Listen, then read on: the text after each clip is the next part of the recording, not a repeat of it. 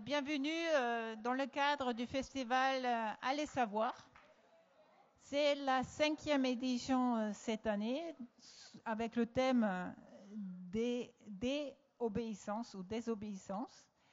Vous savez que donc vous faites maintenant partie du Forum lycéen et nous sommes très très contents. C'est la 5e fois que donc nous avons aussi ce forum qui est très très important de inclure toute la jeunesse, tous les lycéens que vous êtes. Nous sommes super contents que vous êtes venus, vous avez fait l'effort de vous déplacer et de participer avec mes collègues qui sont déjà sur la tribune à faire ces discussions-là. Ça, c'est un point fort de notre festival.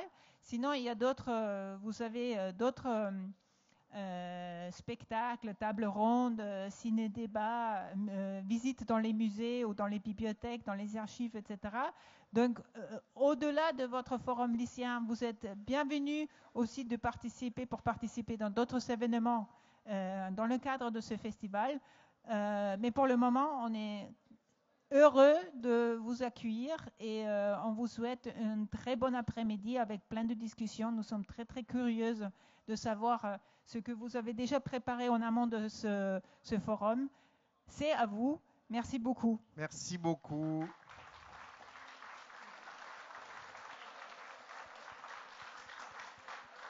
Donc, bonjour à toutes et à tous, je suis Mathieu Magnodex, journaliste à Mediapart.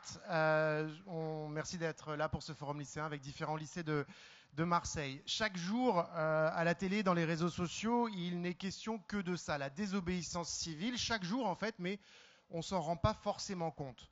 Régulièrement, vous avez des militants écologistes qui vont dans des musées pour jeter de la peinture ou de la soupe sur des tableaux célèbres, par exemple la Joconde. Est-ce que c'est parce qu'ils n'aiment pas l'art? Non, pas du tout. C'est pour nous alerter sur le climat, sur la nécessité d'une alimentation saine pour toutes et tous. Il n'y a pas de dégâts. Souvent, l'œuvre est protégée par une vitre. Alors, pour certains, c'est choquant. Pour d'autres, c'est très important. Pour d'autres, c'est même ridicule. Sauf qu'on en parle. Et à travers cette action, on parle de leurs revendications qui sont politiques. Parfois, il y a d'autres militants écolos qui entrent dans une immense usine de béton, de ciment, pour s'en prendre aux installations.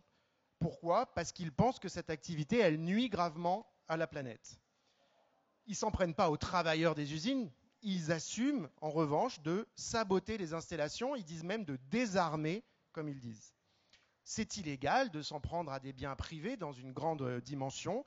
Pour ça, ils sont arrêtés, pour ça, ils sont aussi surveillés, mais eux, ils jugent que c'est légitime. Et encore une fois, on en parle. Souvent, les responsables politiques, ceux qui ont le pouvoir, parfois même les médias, les accusent de tous les maux quand ils font ça, les stigmatisent. Souvent, les accusent de ce mot qui est le mot terroriste, éco-terroriste pour les militants du climat. Mais ils ne créent pas la terreur au sens où ils ne s'en prennent pas aux gens. Et il faut se rappeler que des gens aujourd'hui célébrés, comme par exemple Martin Luther King aux États-Unis, qui a œuvré toute sa vie pour l'égalité entre les Noirs et les Blancs. Il était aussi qualifié à l'époque de terroriste et maintenant il est célébré par tout le monde. Alors voilà, tous ces exemples, c'est dont on va se parler aujourd'hui. Quand des lois sont injustes, peut-on, doit-on désobéir? Et si oui, comment? Comme disent les profs, vous avez 2 heures, sauf qu'aujourd'hui, vous n'êtes pas du tout seul face à votre copie. On va plutôt essayer de réfléchir ensemble avec nos invités que je vous présenterai tout à l'heure. Et puis, à côté de moi, Raphaël Cohen, doctorant en sociologie et anthropologie à l'EHESS. Vous l'avez vu ce matin, pour certains d'entre vous, pour la plupart d'entre vous. Nicolas Duval-Valac, doctorant en sociologie à l'EHESS aussi. Et Violaine Chevrier, qui est à côté de lui, doctorante en anthropologie à l'EHESS. Et tu travailles, Violaine, particulièrement, tu nous en parleras tout à l'heure, sur la violence dans les manifestations non déclarées à Marseille. Je leur laisse la parole pour vous dire comment on va faire. Bonjour à toutes et tous, on est vraiment très heureux de vous voir, de vous avoir ici. Ce forum, c'est un petit peu l'aboutissement d'un long processus qu'on a commencé dès le printemps en faisant des ateliers dans différents lycées. On a été à Simone Veil, on a été à Saint-Charles. Peut-être par applaudissement, il y a des gens qui ont participé à ces ateliers déjà? À Daumier aussi. Daumier également, super. Donc vous êtes déjà formés et intéressés à ces questions-là. Le festival Allez Savoir, son rôle principal, c'est vraiment de diffuser le regard des sciences sociales sur le monde, d'initier à ce regard-là à partir d'une thématique. Cette année, désobéissance, et c'est vraiment une thématique qui est un très bon point d'entrée pour commencer à parler des sciences sociales, puisque ça nous permet de réfléchir à la production, aux dynamiques de production et de contestation de normes, de règles, de valeurs, et à réfléchir à une expérience quotidienne, l'obéissance et son pendant, la désobéissance, qui sont souvent aussi des expériences collectives. Et avec Nicolas et Violaine, on a décidé d'axer la thématique de ce forum sur la notion que vient de présenter Mathieu, celle de désobéissance civile. Alors pour vous expliquer un petit peu comment vont se dérouler ces 2 heures, là dans un premier temps on va avoir un petit temps introductif sur lequel on reviendra sur justement la notion de désobéissance civile, ce qu'elle recouvre, avec l'aide des lycéens et lycéennes qui étaient là ce matin aux ateliers et avec lesquels on a déjà pas mal réfléchi à la question. Et après quoi, on va s'organiser autour de 2 thématiques, 2 questions-réponses avec nos intervenants qui sont ici au milieu et qui seront présentés juste après. Avant de commencer, peut-être en accroche, on voulait susciter votre participation en vous posant une question qu'on vous reposera d'une façon un petit peu différente en conclusion, et pour laquelle on va avoir besoin que vous utilisiez les petits papiers que vous avez entre les mains. En particulier, vous avez un petit papier rouge qui signifie le désaccord avec la proposition, et un petit papier rose clair qui signifie plutôt l'accord.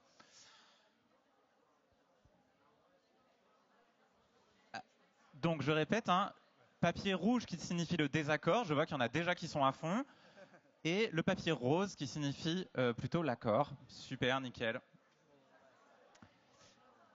D'accord, donc la question qu'on va vous poser pour commencer, elle concerne directement une expérience qu'on peut faire en tant que lycéen ou lycéenne. La question est la suivante. Est-il, selon vous, légitime de bloquer son lycée dans un objectif de lutte politique? Alors, en levant les cartons.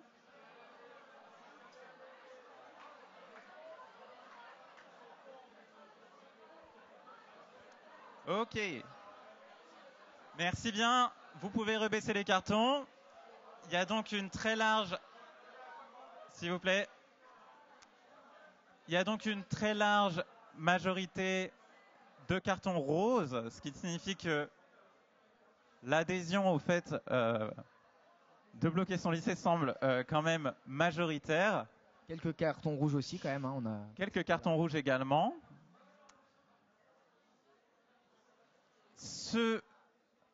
Le fait de bloquer son lycée, pourquoi est-ce qu'on a choisi cet exemple? Parce que ça nous paraît être peut-être l'illustration la plus proche, une des illustrations les plus proches de vous d'une action justement de désobéissance civile. Et donc là, logiquement, on peut commencer à se poser la question, c'est pas forcément un mot qui est connu de toutes et tous, qu'est-ce que ça signifie ce terme de désobéissance civile? C'est une question qu'on a posée justement aux lycéens et lycéennes qui étaient ce matin en atelier. Et donc c'est là où on va demander à Mathieu de se lever. Alors s'il y a un micro qui circule, ça serait chouette de lui passer maintenant.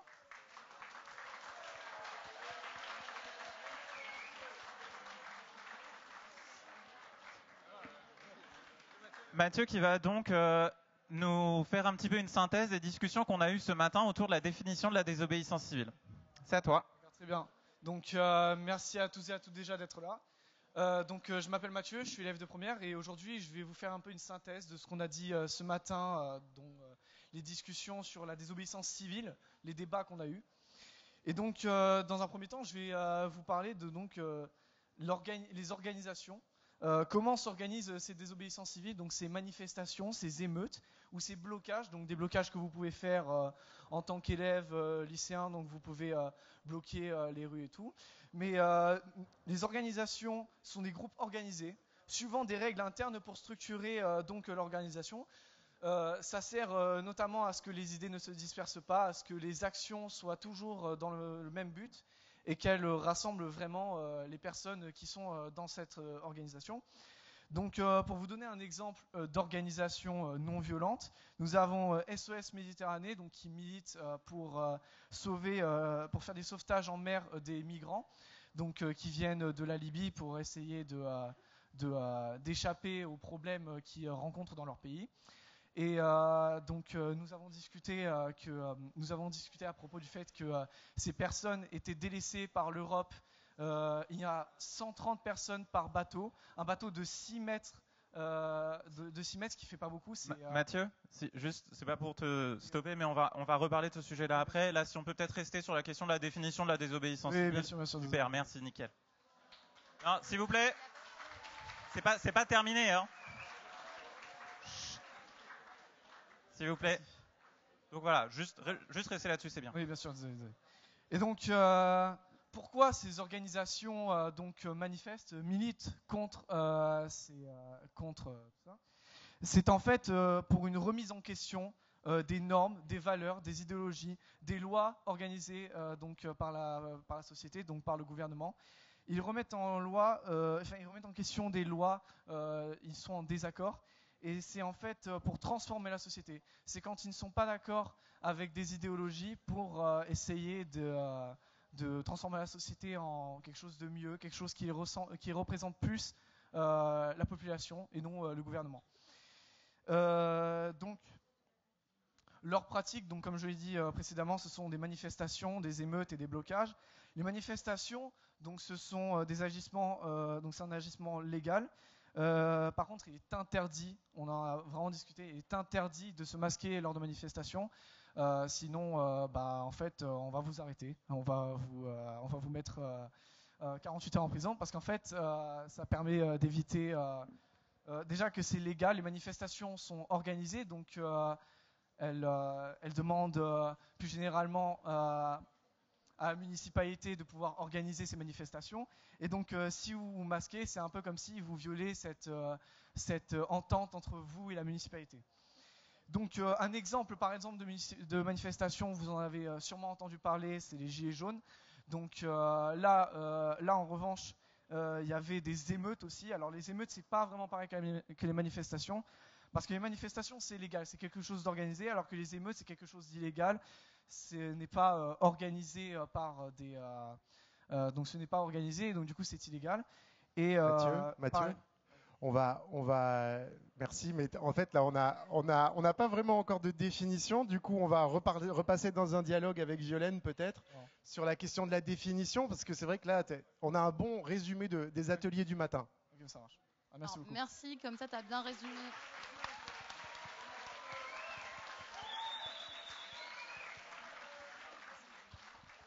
Alors, du coup, là, on a déjà esquissé une première définition. Et donc, ce qui va être à retenir, c'est vraiment cette idée. Donc, celles et ceux qui ont travaillé avec nous aussi au printemps, il y a vraiment cette idée que... Il y a vraiment cette idée que il y a la question de la légitimité qui est centrale et l'idée que une loi ou une situation va être considérée comme non légitime. Et donc, des personnes vont se mobiliser de manière collective contre cette loi, par exemple, donc en ne respectant pas cette loi, et on verra la violence, quel rôle elle peut jouer là-dedans, mais il y a vraiment cette question de on se mobilise parce qu'on pense que notre combat, il est légitime, même s'il n'est pas forcément légal, et donc on va se positionner en désobéissant parce qu'on pense que notre combat est plus légitime que la loi. Et le but, c'est quand même de questionner, de transformer du coup la société par rapport du coup à cette légitimité et à la morale, à l'idée de justice aussi qui va guider les personnes qui vont faire des actions de désobéissance civile. Donc dans les exemples qu'on a cités ce matin, pour donner une idée aux élèves qui n'étaient pas là, il y a par exemple du coup la marche du sel en 1930 avec Gandhi en Inde, où vous pouvez avoir effectivement les droits sociaux avec Martin Luther King. On a parlé aussi des suffragettes, suffragistes en Grande-Bretagne sur la question du droit de vote. Et donc, plus récemment, il y a aussi les militants, par exemple, écologiques d'Extinction Rébellion. Et on verra aussi comment SOS Méditerranée se positionne par rapport à cette question-là. Mais souvent, on dit qu'SOS Méditerranée fait de la désobéissance civile. Donc, de voir comment cette notion, elle est aujourd'hui utilisée utilisé médiatiquement, mais aussi utilisé par les acteurs eux-mêmes. Merci beaucoup. Et effectivement, donc, cette notion donc, de désobéissance civile, elle attire notre attention donc, sur le fait qu'il peut y avoir des conflits d'appréciation sur ce qui est légitime entre différents acteurs. Elle attire notre attention sur la différence entre la légalité et la légitimité. Et elle attire vraiment notre attention sur le fait justement que tout ça est l'objet de conflits sociaux, de luttes, de rapports de force, que ce n'est pas donné pour toujours, que tout ça c'est un processus dynamique. Tout à l'heure, donc Mathieu, dans sa présentation très détaillée, a évoqué différentes actions. Et effectivement, la désobéissance civile, c'est un répertoire d'actions qui peut prendre différentes formes. Par exemple, ne pas payer ses impôts, par exemple, manifester, par exemple, boycotter. Il y a tout un répertoire d'actions et justement, c'est le périmètre de ce répertoire d'actions, avec notamment la question de la violence à l'intérieur de celui-ci, qui est l'objet de débats sociaux, de controverses, y compris au sein des organisations que Mathieu a présentées. Puisque tout ça, ça se négocie, on n'est pas forcément toujours d'accord sur ce qui est légitime ou pas, sur ce qui est violent ou pas. Et c'est de cela dont on allons débattre aujourd'hui avec nos invités. Ouais, on va justement vous présenter ces invités qui sont à côté de nous. Là-bas, à ma gauche, il y a Jonathan Gerecht. Jonathan, tu as été marin à bord du bateau de l'association SOS Méditerranée, qui est basée à Marseille, pour la partie française en tout cas. Et tu vas nous raconter ce que fait précisément SOS Méditerranée et comment tu vois la discussion qui commence à s'esquisser ici. Et puis Wendy, plus près de moi, tu mobilises et agis au sein de Extinction Rébellion, qu'on connaît aussi sous le nom de XR, et tu vas nous expliquer un peu. La première question, c'est d'abord si vous deviez résumer vraiment en 1 minute, je sais que c'est compliqué, mais ce que votre organisation fait concrètement, c'est quoi le quotidien de ce que vous faites ou des actions que vous faites. On parlait de toutes les différentes actions qui peuvent être mises en place. Peut-être Wendy. Bonjour à tous et toutes, ça fait grave plaisir de voir autant de monde. Je suis du coup, comme disait notre interlocuteur, membre d'Extinction Rébellion, le groupe local de Marseille. Extinction Rébellion est un mouvement de désobéissance civile non violente qui est du coup horizontal. Donc c'est une des spécificités d'Extinction Rébellion. Il n'y a pas de leader, leaders au sein du mouvement. Et on milite à travers différents types d'actions, que ce soit des questions de sensibilisation, en juste manifestant, en affichant des banderoles, et ça peut partir à des choses un peu plus difficiles, comme faire du tag, qui est de la dégradation légère, faire justement du blocage, et enfin ça peut arriver qu'il peut y avoir des dégradations un peu plus lourdes qui peuvent être faites, et c'est vraiment, il y a cette question de diversité des tactiques pour essayer de impacter. On essaie de gagner, d'avoir certaines victoires, mais c'est très difficile. Mais voilà, on essaie vraiment d'avoir cette forte diversité des tactiques. Avant de lier à la discussion plus précisément, pareil Jonathan, est-ce que tu peux nous dire ce que fait SOS Méditerranée chaque jour ? Oui, bien sûr. SOS Méditerranée fait du sauvetage en Méditerranée de personnes en train de se noyer suite à un naufrage de leur embarcation, embarcation de fortune, donc pas du tout adaptée à la mer, qu'ils ont pris pour tenter de fuir la Libye où ils étaient opprimés.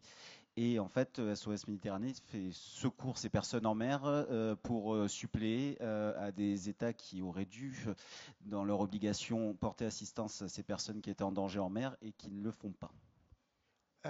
Justement, vos deux structures, c'est pas une association Oui. XR, vos deux structures, elles permettent de nous poser cette question-là, justement, de réfléchir au périmètre de cette question de la légalité et de l'illégalité, parce qu'il y a des différences entre vous. Jonathan, SOS Méditerranée, comme tu le dis, ne cesse de répéter qu'en fait, SOS Méditerranée applique le droit de la mer internationale qui n'est pas ou plus respecté par les États. Explique-nous ça. Oui, en effet. En fait, au même titre que la Convention internationale des droits de l'homme, il y a une convention maritime qui a été signée par tous les États qui sont rattachés à l'ONU, donc une immense majorité des États dans le monde, en fait, qui consiste à reconnaître l'obligation de secours à personne en danger en mer, et ensuite une autre convention, enfin ces deux conventions, qui ont été votées successivement en 69 puis ensuite en 78, en fait, qui consiste à rendre obligatoire le sauvetage en mer et rendre obligatoire les États qui ont des façades maritimes d'organiser le secours dans les eaux au large, pas que leurs eaux territoriales, on se remet dans le droit maritime, mais également le droit au large. Donc c'est-à-dire qu'actuellement, pour la partie où exerce SOS Méditerranée, en fait, la régulation et l'organisation du sauvetage au large de la Libye est coordonnée par le CROSS, qu'on appelle le Centre de recherche d'opérations de secours et de sauvetage, qui est une organisation nationale italienne, en fait, qui relève de l'armée. En France, elle relève des affaires maritimes. Bon, c'est on va dire, c'est un peu comme un commissariat. Vous allez trouver un commissariat dans chaque pays dans le monde. Ben, vous allez trouver dans chaque pays dans le monde un centre de recherche d'opérations de secours et de sauvetage. Enfin, que ce soit pour des secours maritimes ou aériens. Là, en l'occurrence, on parle de secours maritimes et il est basé, concernant la zone de la Libye, à Rome. En fait, je ne sais pas si j'ai répondu vraiment à la question. Sur la question de la légalité. Ah, pardon, excusez-moi. Oui, donc, et voilà, pour revenir juste. Pardon. Vas-y. Ouais. Du coup, tout ça pour dire que du coup, l'Italie ainsi que tous les pays, dont la France, ont signé ces conventions qui reconnaissent normal de porter assistance à des personnes en danger et de porter assistance à des personnes qui sont en train de se noyer en mer. Et malheureusement, pour les personnes qui ont une justice à deux vitesses, enfin une loi à deux vitesses, on peut parler, mais une personne qui va se noyer en mer suite à un naufrage de voilier au large de Porquerolles sera secourue. Des personnes qui partent en fuyant la dictature en Libye et parce qu'ils sont opprimés au large de la Libye ne seront pas secourus. Et c'est pour répondre à cette injustice, en fait, que, si on peut dire ça comme ça, que SOS Méditerranée s'est créé pour aller sauver ces personnes qui n'étaient pas plus secourues. Nicolas. Oui, et justement, ça nous amène en fait à la première des questions qui vont nous animer aujourd'hui. Donc, comme je disais tout à l'heure, la discussion va être structurée autour de deux thématiques qui ont été élaborées ce matin en atelier avec les élèves. La première de ces deux thématiques, justement, rejoint les questions qui étaient posées par Mathieu. Et je crois que c'est Juliette qui va être porte-parole de cette première question. Si on peut également lui faire passer un micro. Un maximum de bruit pour Juliette, s'il vous plaît.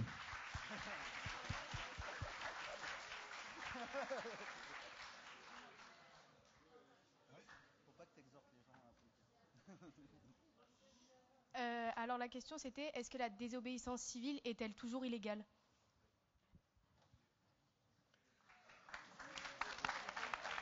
Est-ce que Jonathan a déjà un peu répondu ? Wendy, comment tu vois les choses ? Alors, normalement, manifester n'est pas illégal, mais il s'avère que même afficher une banderole dans la rue, juste la tenir à la main, peut valoir à partir en garde à vue, ce qui avait été fait notamment pour dénoncer ce qui se passe à la déchetterie de Saint-Chamas. Donc voilà.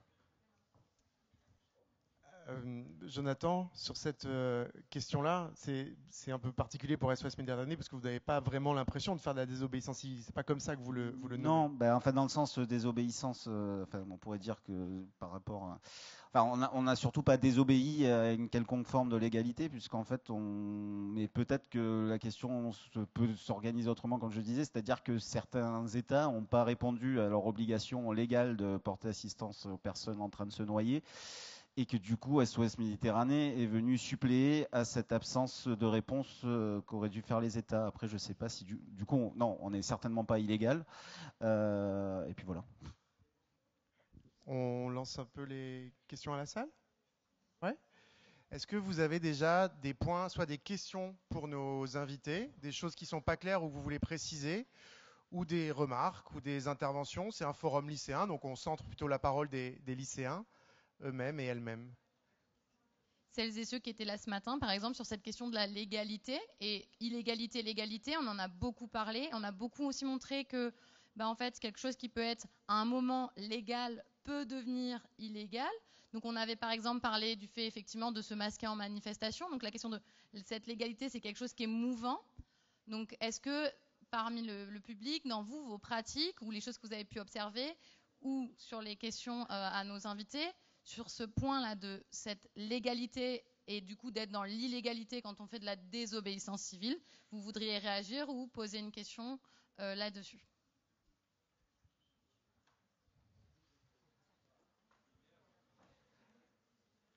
Ah, il y a une question là-bas? Oui, une question là-bas de Mathieu, justement.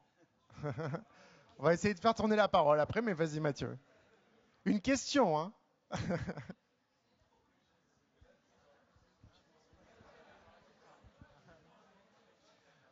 Merci. Oui. Alors, en fait, c'était pas vraiment une question, c'est juste que j'ai hyper chaud, donc juste je mettais la main contre le soleil. Mais c'était pas. Mais sinon, non, mais comme question, je pense que c'est mieux de passer la parole à quelqu'un. J'ai pas de question pour l'instant, donc c'est mieux peut-être de poser. Merci Mathieu. Désolé. Ah oui, oui. Question devant alors. Il y a une élève de mon lycée qui souhaiterait parler. D'accord, il y a une autre question devant après.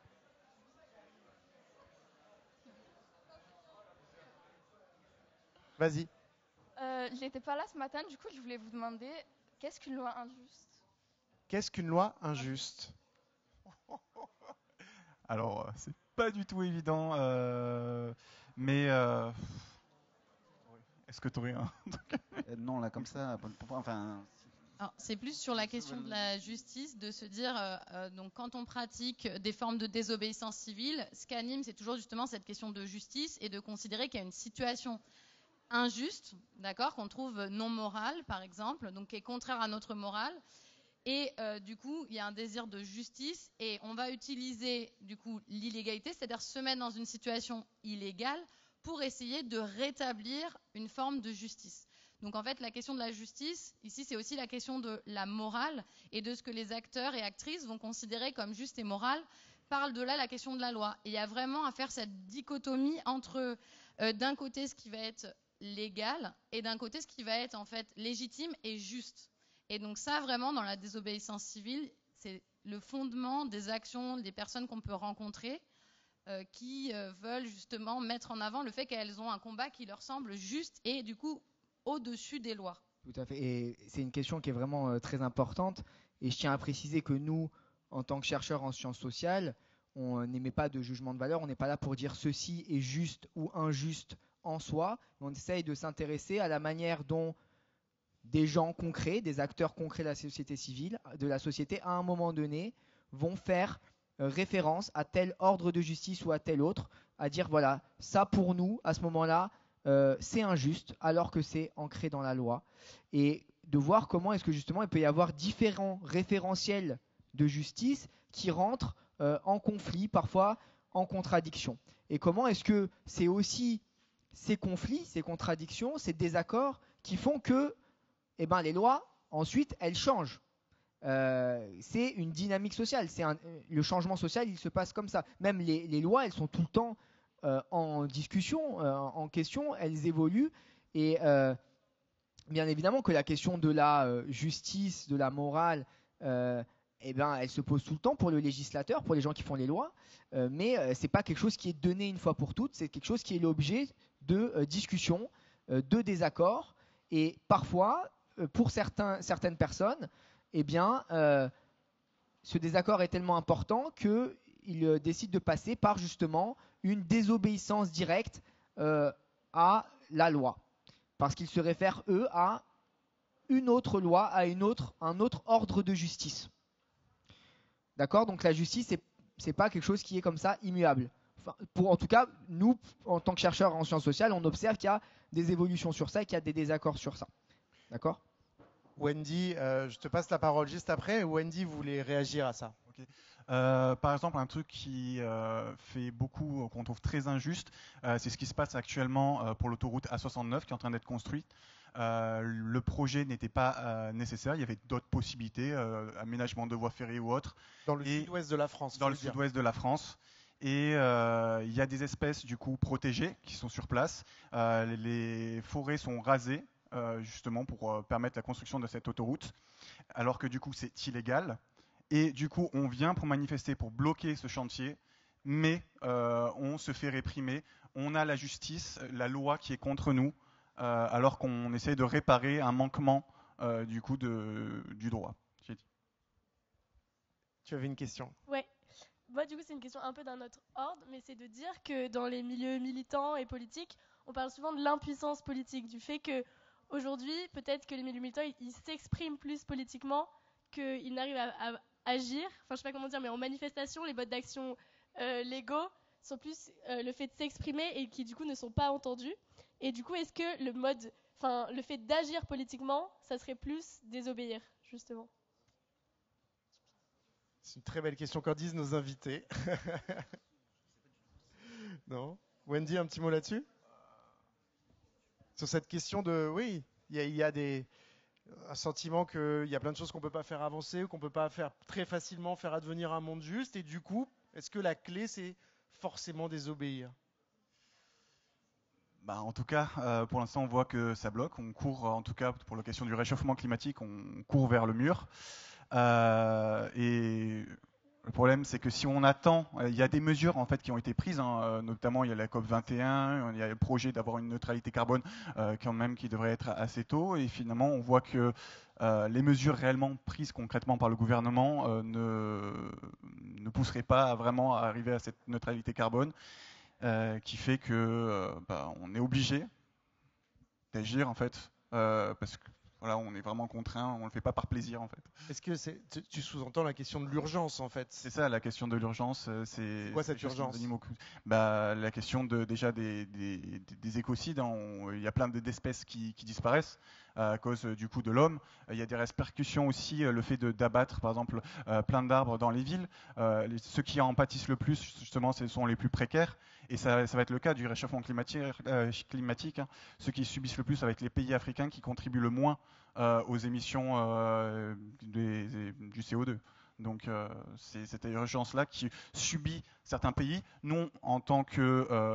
on est un peu plus privilégiés pour certaines personnes. On peut porter un peu plus ce combat alors que d'autres sont démunis face à cette question. Sur cette question de l'urgence, je pense qu'il y a aussi cette question qui est très importante dans votre action.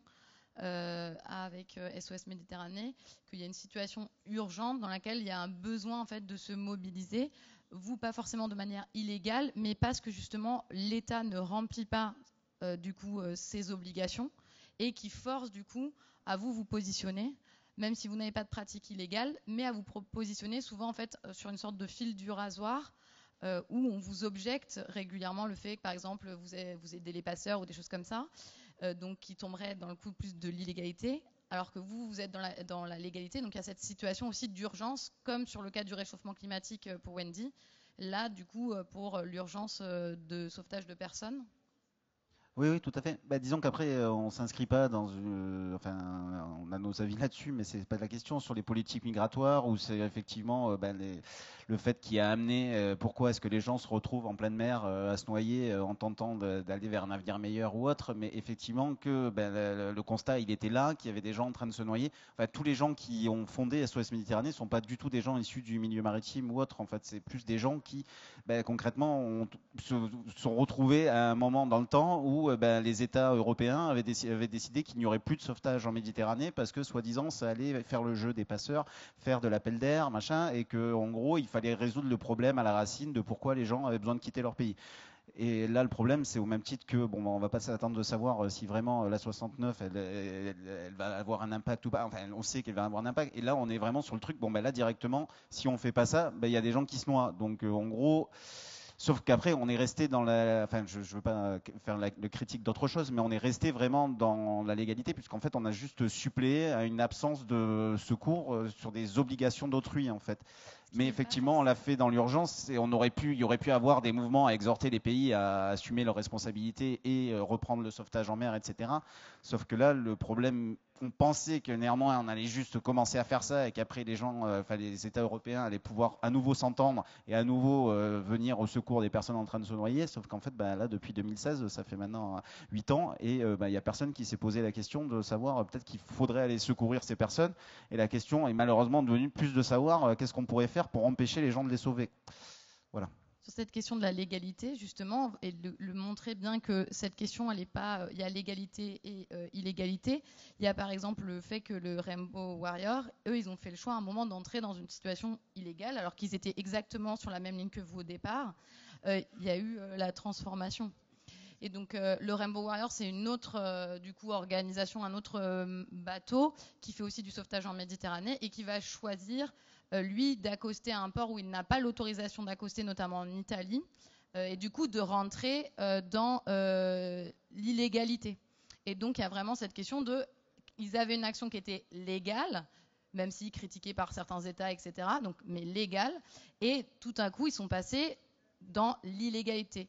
Et du coup, vous avez fait d'autres choix, mais ça montre bien que, en fait, cette question de l'illégalité, l'égalité, c'est pas tout est légal, tout est illégal, mais en fait, il y a des moments où il y a certains types d'actions qui peuvent être qualifiées d'illégalité et qu'on peut avoir des sortes de marges aussi autour. Une question peut-être pour Jonathan, pour poursuivre et préparer vos questions. Il y en a une là-bas, voilà. Très rapidement, Jonathan, on parle là de concepts comme la légalité et l'illégalité, mais quand on est sur un bateau, face à des urgences vitales parfois, et des gens qui soit ont failli se noyer, soit peuvent encore se noyer tant qu'on ne les sauve pas. Comment on ressent cette notion-là abstraite, ces concepts de légalité et d'illégalité face à ces vies en réalité? Qu'est-ce qu'on se pose comme question quand des États disent ce que fait SOS Méditerranée, ça ne va pas, et le critiquent? Qu'est-ce qu'on se dit en réalité quand on est face à ces personnes qui... parce qu'elles traversent la Méditerranée, risquent de mourir sous nos yeux? En fait, la question se pose plus vraiment lorsque vous êtes vraiment face à la détresse des gens. En gros, c'est quand même compliqué, mis à part en étant totalement inhumain, de ne pas vouloir prendre part au secours de ces personnes et à l'injustice. Entre guillemets, l'injustice, je viens pas de... qui est faite pour toutes ces personnes-là qui en fait ne font que quitter, ne sont pas du tout en train de se jeter à la mer délibérément et sont vraiment victimes d'un système totalement inégal mondial et qui sont dans la détresse pure et dure. Donc en fait, c'est déjà très difficile de se rendre compte que la société actuelle nous malheureusement pousse des gens à de tels actes et en plus derrière de voir des personnes souffrir parce qu'elles sont en train de se noyer ou en tout cas sont en passe de se noyer. Et voilà, c'est surtout ça. Et du coup là la question de l'égalité et pas de l'égalité se pose plus vraiment puisqu'en fait on est vraiment dans un truc où en gros il faut réagir d'une part et on va dire l'instinct humain dans l'humanité, enfin dans le sens humanitaire ou faire preuve d'humanité prend tout son sens en fait. Mais c'est intéressant parce que c'est aussi pour ça qu'on agit. Quand on parlait de justice tout à l'heure, c'est ces questions-là en fait qui se posent. C'est des questions aussi d'humanité. Fut un temps, en fait, les questions d'humanité étaient au centre des discussions politiques et du coup, je pense que toutes ces conventions qui ont été votées, dont celle maritime de sauvetage en mer, la Convention universelle des droits de l'homme, etc., ont été votées pour que soit inscrite dans la législation l'humanité, en fait, et la solidarité entre les peuples.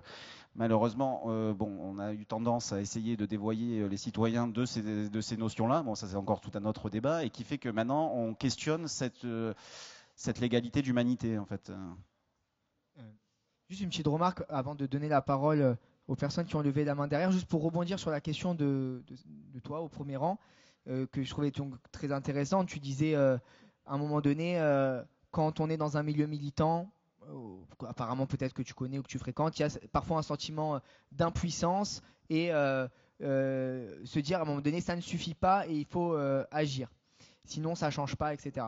Et je trouve que cette question elle est très intéressante justement par rapport à la désobéissance civile, puisque si on regarde bien historiquement justement, le changement social la plupart du temps advient lorsque ce sont des actions hors du cadre autorisé qui sont mises en œuvre, précisément parce que c'est ce cadre-là qui est contesté, c'est la légitimité même de ce cadre qui est contestée, c'est-à-dire qu'on veut que justement ce cadre change ou qu'il inclue d'autres modes de participation. Donc finalement la désobéissance c'est un moteur très important dans l'histoire, et la question de la légitimité finalement, elle se pose sur mais est-ce que le cadre dans lequel on me restreint pour que j'agisse, est-ce que ce cadre est légitime ? Pour quel intérêt ce cadre fonctionne-t-il ? Comment fonctionne-t-il, etc. Donc c'est vrai que souvent la question des lois, des règles, c'est quelque chose comme ça qui est un peu abstrait, qui vole au-dessus de nous, qui nous paraît normal, normé parce qu'on est né là-dedans, qui nous paraît naturel. Mais être un citoyen, agir dans la société, c'est aussi se questionner sur la naturalité, sur la normalité de ce cadre-là. Et d'ailleurs, c'est pour ça qu'il y a aussi un lien entre les sciences sociales et d'une certaine manière la volonté de changement politique ou voilà, l'action, c'est que le regard du science sociale, c'est aussi ça, c'est se dire mais attendez, est-ce que ce cadre-là, nous on se demande pas s'il est légitime, mais on se dit est-ce qu'il est universel, normal? Non, il est toujours situé, il est toujours dans un contexte et il est toujours le fruit de rapports de force. Il sert les intérêts des uns et pas des autres, il est tout le temps renégocié. Alors, il y avait d'autres questions? Oui. Ouais. Ce serait juste pour revenir sur ce que disait ma camarade tout à l'heure. C'est par rapport au fait que est-ce que la question vraiment là, ce ne serait pas aussi une question de crédibilité aux yeux de la société, dans le sens où il me vient à l'esprit le fait que généralement des manifestations vont tendance, le chiffre de participation va avoir tendance à être gonflé par les participants. Et quand on regarde les chiffres proposés par la police ou le ministère de l'Intérieur, ils vont être bien moindres. Et là, on peut se poser la question d'une crédibilité, d'une légitimité, se dire peut-être à force de gonfler ces chiffres, on perd en crédibilité aux yeux de la société. Et est-ce que, même si notre combat est légitime, et le premier combat, ce ne serait pas de se rendre crédible aux yeux de la société pour peut-être pouvoir rallier plus de gens à notre cause et pouvoir faire bouger ce cadre de la légalité. Juste, qu'est-ce que tu entends par crédibilité, précisément? Crédibilité, ce serait, comment dire, le fait que, certains, comme vous disiez tout à l'heure, quand ils vont jeter de la peinture sur des tableaux, certains ne vont pas trouver ça utile et complètement, ou alors complètement désuet, ou alors le fait que aux yeux des gouvernements, notre action soit crédible et qu'une manifestation qu'on annonce à 100 000 personnes, il n'y en a que 50 000, mais on se dit ça veut dire que ce n'est pas assez suivi et que ce n'est qu'une préoccupation mineure. Ok, alors je vais passer la parole à Wendy, peut-être.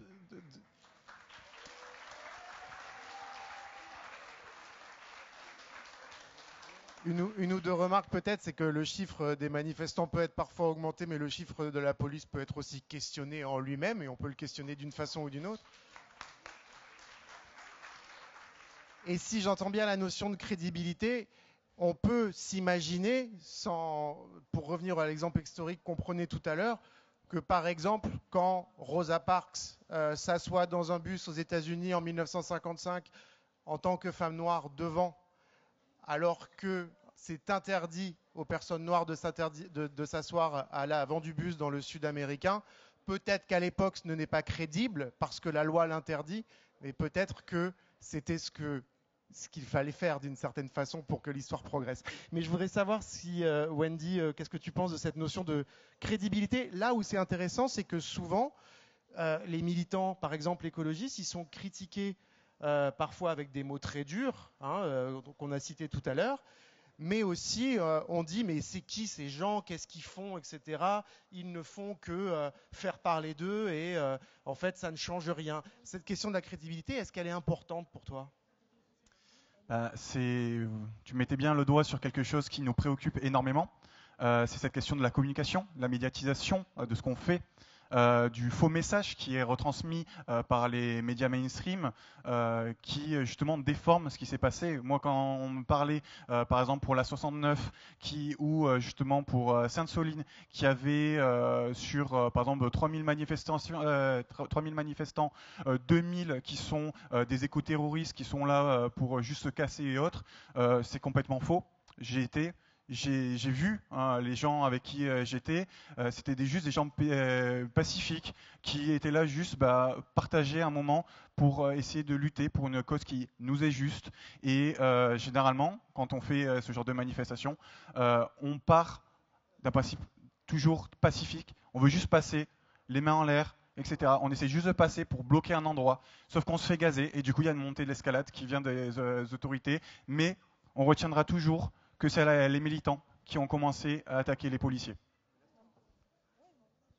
Est-ce qu'il y a des réactions, des questions pour prolonger, toujours autour de cette notion de légalité et illégalité, on est encore là-dedans. Ouais, 2-3 questions là. Vas-y. Ah, bonjour. Alors, attends, pardon, il y a une question derrière, mais on garde ta question. Bonjour. En vue de ce que vous faites, est-ce que la désobéissance civile, elle est efficace ou pas? Alors voilà, question simple. Alors Jonathan, il considère qu'il désobéit pas, mais sur la question de l'efficacité, on se la pose forcément tout le temps, et là aussi parfois de façon intime, face à l'ampleur du sujet. Rappelle-nous peut-être déjà le nombre de personnes qui sont concernées. On parle de beaucoup de gens qui essayent de traverser la Méditerranée pour des raisons qui fuient la guerre, qui fuient la misère, qui fuient le réchauffement climatique. Oui, on est sur quand même plusieurs dizaines de milliers de morts par an. Et pour les personnes secourues par SOS Méditerranée en 8 ans, dont 1 an d'inactivité pour saisie de navire et 6 mois d'inactivité pour Covid et autres, plus un certain nombre de réprimandes administratives qu'ont mis à demeure le bateau. Bref, on est quand même sur 25 000 personnes, je pense, secourues. Donc là, on est vraiment... alors peut-être c'est facile de dire ça comme ça, mais si ces personnes n'étaient pas à bord de notre bateau, ils seraient décédés et noyés. Donc là, vraiment, oui, on peut parler d'efficacité stricto sensu. Et évidemment, si les États prenaient leur part et faisaient ce que la loi oblige à faire, plus de vies seraient sauvées certainement. Oui, par contre, oui, la réflexion sous-jacente de ça, c'est qu'effectivement, nous, c'est ceux qu'on a sauvés. C'est après, avec tous les bâtons dans les roues qu'on nous a mis, sur le fait que la Méditerranée est grande, qu'on ne peut pas couvrir l'ensemble de la mer et de tous les naufrages. Donc, il est clair qu'il y a d'autres personnes qui se noient et qui n'ont pas pu être sauvées. Et que, du coup, si seulement le monde allait mieux et que les États répondaient à leurs obligations, il y aurait très probablement bien plus de gens qui auraient été sauvés, qui ne seraient pas morts noyés. Wendy, comment tu réagis à ça? Parce que la question de l'efficacité, c'est aussi peut-être que le répertoire d'actions qu'on peut mettre en place, qu'on pouvait mettre en place en termes de désobéissance civile il y a quelque temps, se réduit aussi. Donc l'efficacité se réduit. Il se réduit parce que de plus en plus, les mouvements sociaux, parfois, leur répertoire d'action est réduit par l'État. En effet, cette question vraiment d'efficacité, c'est quelque chose qui nous impacte énormément. Il y a la question, comme tu disais, justement, des bâtons dans les roues, le fait que, afin de faire certaines actions que auparavant on n'avait pas besoin de prévoir longtemps à l'avance et autres, maintenant on doit essayer de le prévoir. Par exemple, juste une simple manifestation, essayer de la garder secrète. Envoyer justement pour coordonner cette action. Généralement pour une action, il y a énormément de taf en amont où on prépare tout ça, on doit utiliser des messageries cryptées et autres, juste pour pas qu'on se fasse empêcher en fait de manifester ou autre. Donc et il y a toujours cette question, on revient toujours à ce point névralgique que sont la médiatisation qui réduit énormément l'efficacité. On essaie de partager un message, on fait en sorte d'avoir des journalistes avec nous qui sont là pour montrer l'action, ce qui s'est passé réellement. Mais sur les grands médias, on citera toujours que les militants sont problématiques et ça réduit déjà beaucoup l'efficacité sur la sensibilisation. Après, il y a eu des fois des petites victoires qui ont été gagnées, notamment grâce à plein de manifestations contre les banques qui investissaient pour le projet ECOP en Ouganda. Qui est du coup un projet d'une énorme pipeline chauffée. Il y a une banque du coup japonaise qui s'était retirée. Il y a des petites victoires par-ci par-là, mais c'est très compliqué. Alors, le débat se naît et moi je pense qu'il y a plein de questions qui peuvent naître des interventions des uns et des autres et aussi de ce que vous disent les intervenants ici. Levez bien clairement la main, voilà ceux qui veulent parler. Là-bas.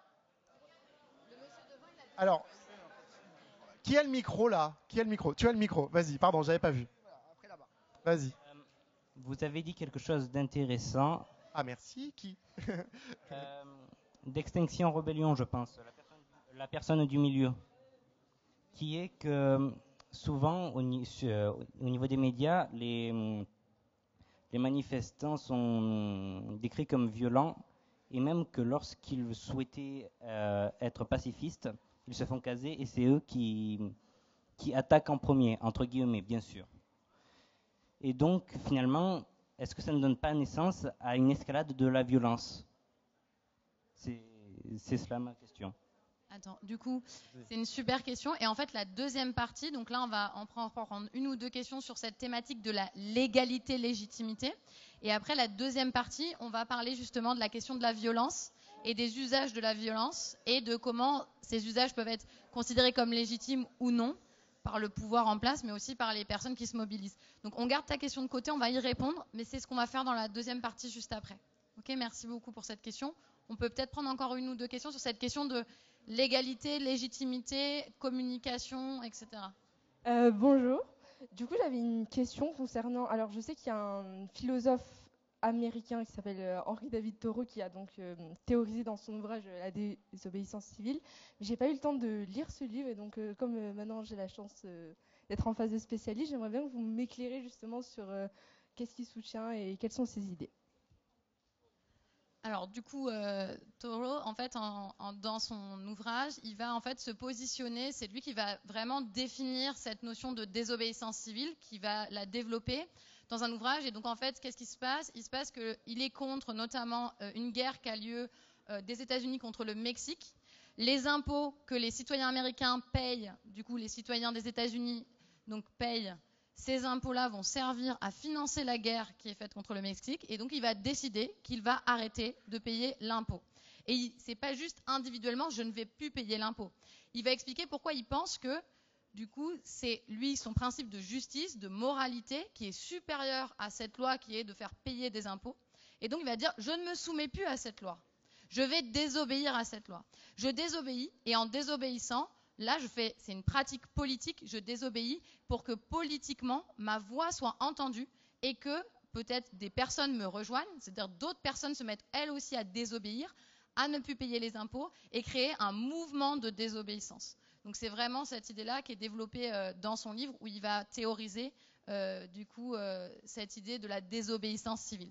Donc il y a vraiment cette idée aussi d'amener d'autres individus à se joindre à cette désobéissance. Donc il faut faire connaître cette désobéissance et c'est bien pour ça qu'il va publier. Et il ne va pas juste pas payer dans son coin, il va vraiment théoriser ça, le publier pour que le plus grand nombre puisse déjà en être informé et se joindre.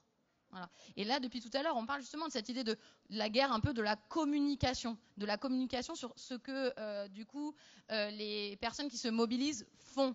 Et comment, en fait, il y a un discours dans le discours médiatique de transformation dans les médias sur ce que les personnes, elles font, sur leur légitimité. Même dans le choix du vocabulaire, on a beaucoup parlé ce matin du vocabulaire qui était utilisé pour parler justement des actions de désobéissance civile qui vont souvent être tournées en dérision où on va essayer de vider de leur substance politique. Et donc, il y a vraiment cette notion qui est très importante là-dedans, qui était déjà importante au moment de la théorisation donc de Thoreau, et qui est toujours en fait fondamentale aujourd'hui.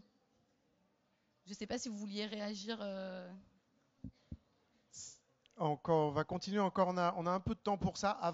Donc la question de la violence, là on la voit, elle commence à émerger, mais on va la poser un peu plus tard. Donc toujours sur ces enjeux autour de la légalité, l'illégalité. Est-ce que vous avez des questions? Ouais, vas-y. Ah non. Des questions, pardon. des remarques d'ailleurs. Hein. Des questions, des remarques, des interpellations, des désaccords, ce que vous voulez. Moi, je voulais revenir sur est-ce que on pourrait. En fait, ma question, c'est surtout est-ce qu'une action qui n'est pas liée, une action militante qui n'est pas liée à la désobéissance civile, peut être faite en amont à une action dans la désobéissance civile? Est-ce que l'une peut être faite sans l'autre? Et est-ce que c'est pas quelque chose qui se fait en fait mutuellement dans la construction du militant? Tu veux dire par exemple une manifestation et une action qui serait plus de la désobéissance civile, c'est ça? Oui. Ouais. Est-ce que l'un est possible sans l'autre, à votre avis? Enfin voilà. Alors ça, la question concerne tout le monde ici, à la fois les spécialistes des mouvements sociaux et nos invités. Du coup, pour ça, oui, il y a besoin d'abord avant de faire la désobéissance civile non violente, de faire passer par la côté légal. Il y a plein de personnes qui font du coup des recours contre certains projets qui sont nocifs, qui attaquent sur le statut légal, et je pense qu'il y a besoin vraiment de cette complémentarité. L'un ne passe pas sans l'autre. L'un peut permettre du coup de plus médiatiser, et généralement c'est un processus plutôt graduel. On essaie de faire quelque chose légal dans un premier temps. On espère que ça marche. Généralement, ça marche pas. Hein. Et du coup, on augmente au fur et à mesure ce qu'on peut, genre la gradation de la violence, entre guillemets, parce que la définition de ce que c'est la violence, on en parlera après. On va y arriver. Ouais. Après, il y a aussi la possibilité, je ne sais pas si c'était ça que tu avais en tête, c'est parfois on est dans une action qui, par exemple, au début est légale. Donc, par exemple, je me rends à un rassemblement légal ou à une manifestation légale.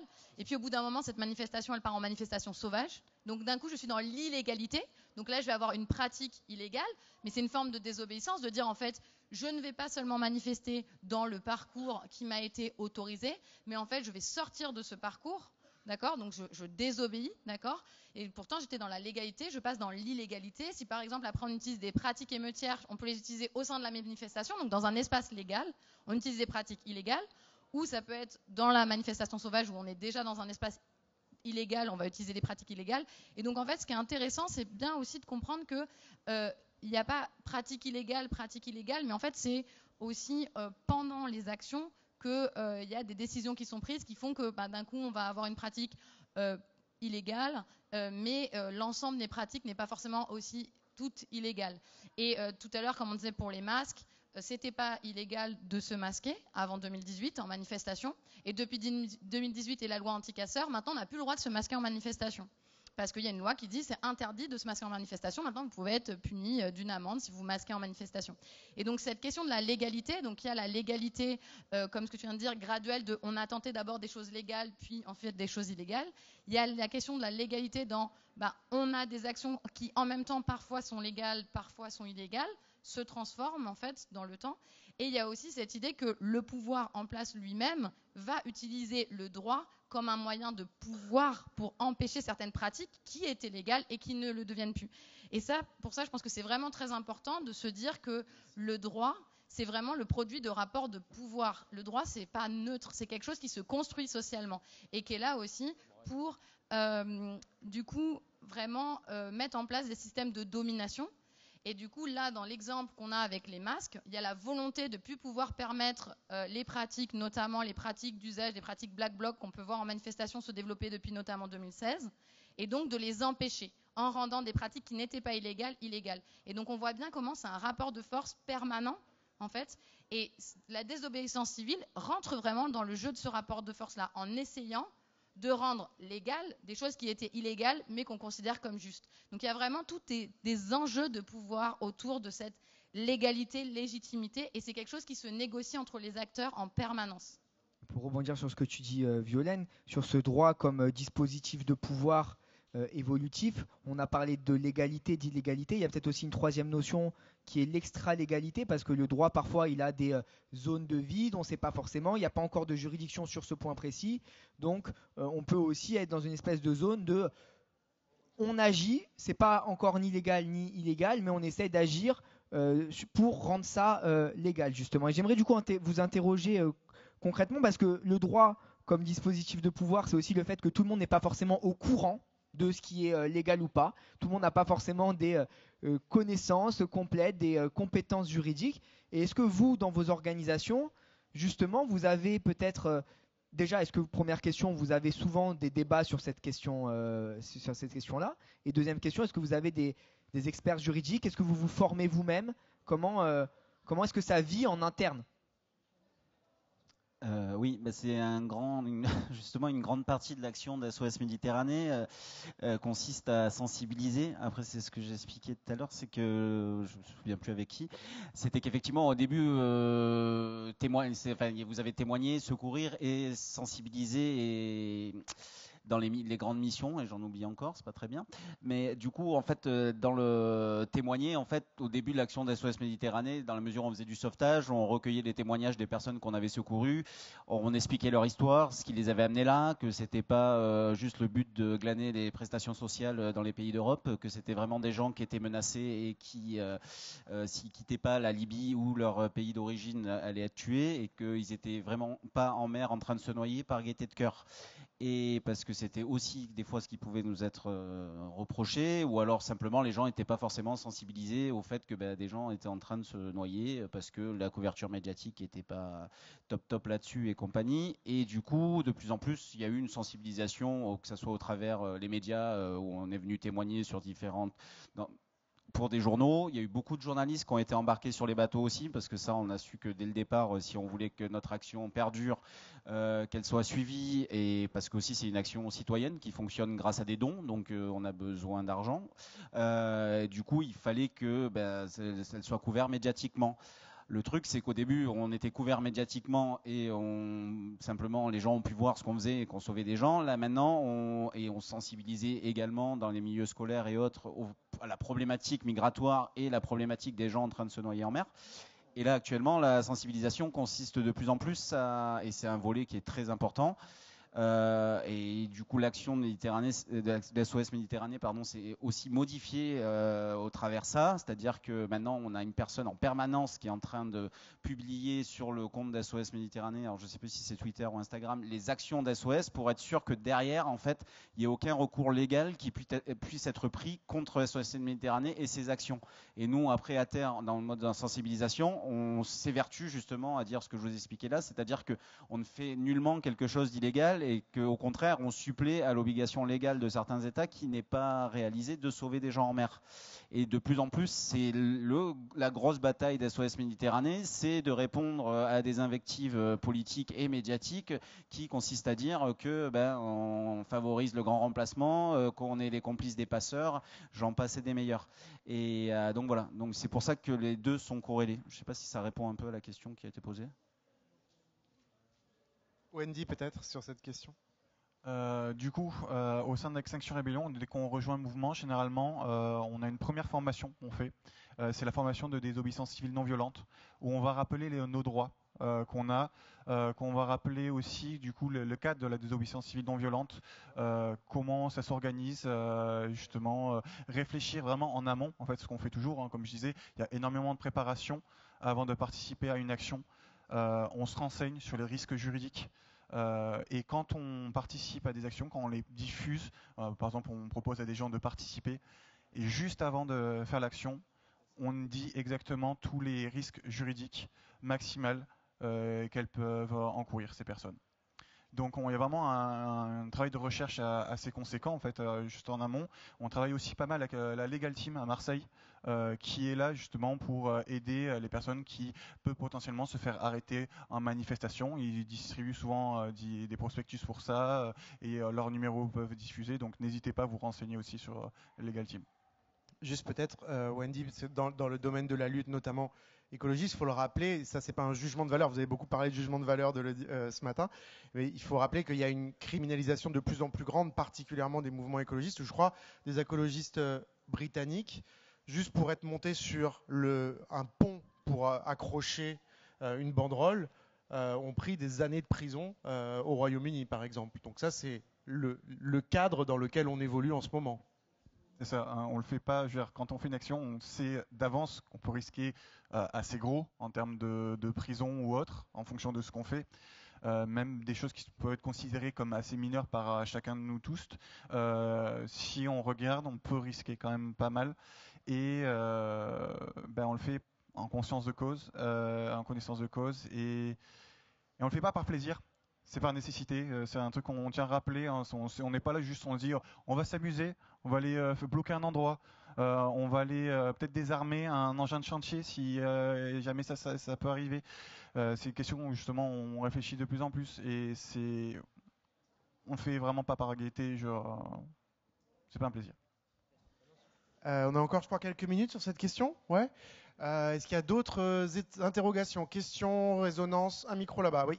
Moi, j'avais une question, puisqu'il y a une distinction claire entre légalité, moralité et légitimité. Est-ce qu'un acte légitime est forcément moral? Et surtout, qu'est-ce qui définit cette légitimité? Est-ce que c'est qu'une question de point de vue? Et c'est tout. Voilà.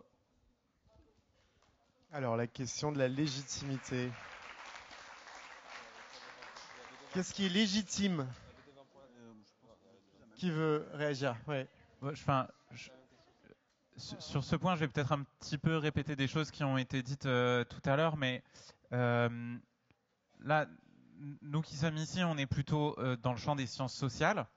Donc cette question-là, typiquement, on ne va pas l'aborder comme les philosophes qui vont se poser en général la question de est-ce que ce qui est légitime est moral, est-ce que le légal est légitime, etc. etc. Nous, la façon dont on va se la poser, elle est un petit peu différente. C'est comment est-ce que ce qui est considéré à un moment dans une société donnée, à une certaine époque, comme légitime ou comme moral, est le produit, comme on l'a dit tout à l'heure, de rapports de force entre l'État, entre des militants et des militantes, et entre des mouvements sociaux, etc. etc. Donc nous, et ça c'est vraiment de cette façon-là qu'on aborde la question, et alors du point de vue des différentes sciences sociales. Typiquement, on peut aborder cette question d'un point de vue historique, on peut l'aborder d'un point de vue sociologique, d'un point de vue de sciences politiques, il y a beaucoup de façons différentes de l'aborder. Et donc tout ça pour dire que ce n'est pas une question à laquelle on peut répondre en général, c'est une question à laquelle on s'intéresse pour un point donné dans l'histoire et dans l'espace. Voilà, désolé pour cette réponse un peu abstraite, mais c'est pour préciser le cadre dans lequel les sciences sociales répondent à ce genre de questions. Par exemple, un exemple de désobéissance civile dont vous avez peut-être toutes et tous entendu parler, c'est le décrochage des portraits d'Emmanuel Macron qu'il y a eu dans plein de mairies en France lors du premier quinquennat. Et donc, en fait, il y a plein d'individus qui se sont dit Emmanuel Macron, ce qu'il est en train de mettre en place, et notamment la violence avec laquelle il y a une répression des militants pendant les manifestations. Donc, il y a ça, et il y avait aussi l'inaction climatique, qui a vraiment mobilisé du coup des personnes qui se sont dit il faut, donc c'est légitime. Donc c'est une action qu'on appelle symbolique, d'accord ? Donc c'est une action symbolique d'aller décrocher un tableau avec un portrait d'Emmanuel Macron. Et donc c'est une action symbolique, mais une action symbolique complètement illégale. Et donc il y a cette question de ces personnes, elles pensaient que c'était légitime de faire cette action. Et nous, on n'est pas là pour se dire est-ce que ça l'était vraiment ou pas. C'est pas ça qui nous intéresse. En tout cas, ces personnes, elles considéraient ça comme légitime dans un rapport de force avec l'État. Il y a toujours cette question de la communication dont on a parlé tout à l'heure, puisque c'était hyper communiqué, d'accord ? C'est-à-dire c'était filmé. Donc les personnes rentraient dans la mairie, allaient décrocher le portrait et partaient avec. Et suite à ça, les personnes, elles savaient, comme ce que tu disais, ce qu'elles encouraient. Et il y a eu plusieurs procès, un nombre important de procès, et des gens qui ont été condamnés à différents types de peines. Mais du coup, il y a vraiment cette question tout le temps. Nous, en sciences sociales, on ne se pose jamais cette question. Est-ce que c'est moral ou pas ? Est-ce que c'est légitime ou pas ? Nous, on se demande comment les acteurs se positionnent par rapport à cette légitimité, par rapport à ce qui est moral ou immoral, et quelles sont les pratiques qu'ils choisissent d'utiliser, pourquoi ils choisissent de les utiliser, comment ils vont les utiliser, comment ça va évoluer, et comment l'État aussi va répondre à ces pratiques. Ce matin, on a beaucoup parlé, par exemple, des blocus de lycée, et on a dit que c'est des pratiques dans le répertoire d'action qui sont hyper classiques en France, d'accord ? Bloquer son lycée, aller après en manifestation. C'est des pratiques qui existent même en 1968, il y avait plein de blocages de lycées, c'est une pratique récurrente, ok ? Pourtant, actuellement, c'est une pratique qui est beaucoup plus réprimée qu'il y a une quinzaine d'années. Par exemple, actuellement, il y a presque toujours des voitures de police devant les lycées qui bloquent. Donc là, la question, c'est plus est-ce que c'est légitime ou pas, mais plutôt de se dire, donc les élèves, ils pensent que c'est légitime, les élèves qui vont bloquer, eux, ils pensent que c'est légitime. Nous, on ne se dit pas est-ce que c'est légitime ou pas. On va juste se dire, ok, eux, ils pensent que c'est légitime. Quel est le rapport de force qui se met en place à ce moment-là ? Le rapport de force, il est que, par exemple, l'année dernière, au lycée Thiers, il y a eu 2 jours d'exclusion pour les élèves qui ont bloqué. Donc ça, c'est une décision dans un rapport de force qui se met en place et de se dire comment les personnes, du coup, comment va réagir l'État ou les pouvoirs publics, ou en tout cas la force oppressive qui peut être là, qui met en place le cadre légal. Donc ces pratiques qui étaient déjà illégales en mai 68, qui sont toujours illégales aujourd'hui, elles ne vont pas recevoir aussi le même type de réponse. Et nous, c'est plutôt à ça, en sciences sociales, qui nous intéresse, c'est de comprendre ça. Et cette évolution, et de voir comment, du coup, les individus, ils vont se positionner, se mobiliser différemment avec cette évolution. Est-ce qu'il y avait encore des questions sur cet aspect-là ? Ouais, il y en a plein. On en prend une. Peut-être si vous êtes à côté, une ou deux, et voilà, une ou deux, et on... Bah, je sais pas qui a le micro. Tu as le micro. Bonjour. Oui, bonjour. La question, elle se ressemble à peu près à ce que je viens d'entendre. Mais tout à l'heure, vous avez évoqué l'idée de humanité pour justifier justement la légitimité d'une action collective qui pourrait paraître évidente. Mais est-ce que l'humanité, au final, c'est quelque chose d'universel ou pas?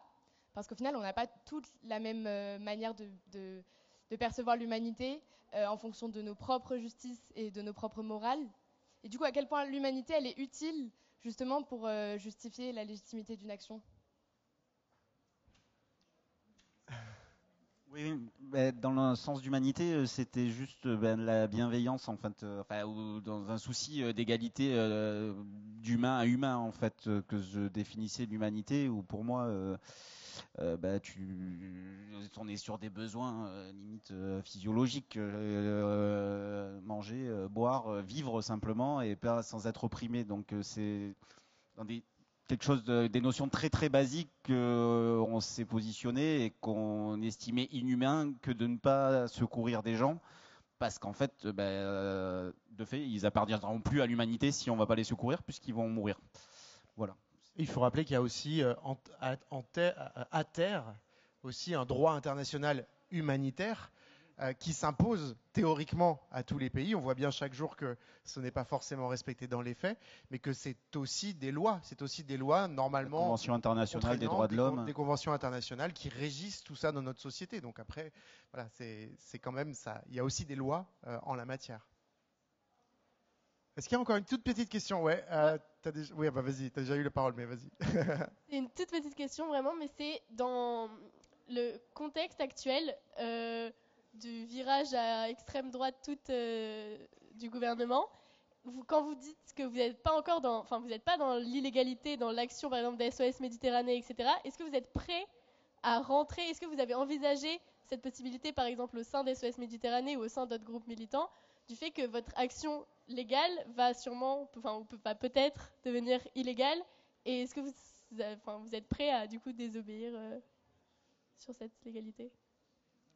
Alors, moi, je ne vais pas me prononcer au sens des SOS Méditerranée là-dessus. Faut savoir que l'Italie est devenue déjà très à droite et a énormément entravé les actions. Là, on parle de conventions. J'espère qu'on n'en arrivera jamais là, mais on va dire que les conventions internationales qui traitent à l'humanité des uns envers les autres, comme la Convention internationale des droits de l'homme ou le fait de devoir porter assistance à personnes en danger en mer, sont encore pas mises en péril. Donc après, j'espérais que, quel que soit le virage à droite, très à droite, qu'est en train de prendre la France et le monde, on n'en arrive pas là. Et du coup, pour le moment, on arrive à rester dans la légalité, malgré le fait que... mais ça reste compliqué. Mais je ne vais pas vous dire qu'on va aller au travers de la légalité, parce qu'on est déjà taxé d'être... Enfin bon, bref. Mais non. Enfin là, pour le moment, on n'est pas... c'est pas encore de ce ressort-là, on va dire. Un petit mot de XR, oui. Que dire de plus? On est déjà plus ou moins considéré pour certaines choses qu'on fait dans l'illégalité. Nous, on a déjà participé à des choses qui avant n'étaient pas considérées illégales, qu'il est devenu maintenant. Et on continue parce que pour nous, c'est nécessaire. On le fait pas par plaisir. On sait ce qu'on risque et comme je disais, on le fera quand même. Allez, peut-être toute petite dernière question. Je crois qu'il y avait une jeune fille là-bas qui lève le bras depuis un quart d'heure. On t'écoute, vas-y. Alors, d'accord, mais ce serait bien de faire circuler la parole après aussi derrière. Parce que c'est dans 30 minutes. D'accord, ok. Alors, on passe à la violence après ta question. Vas-y.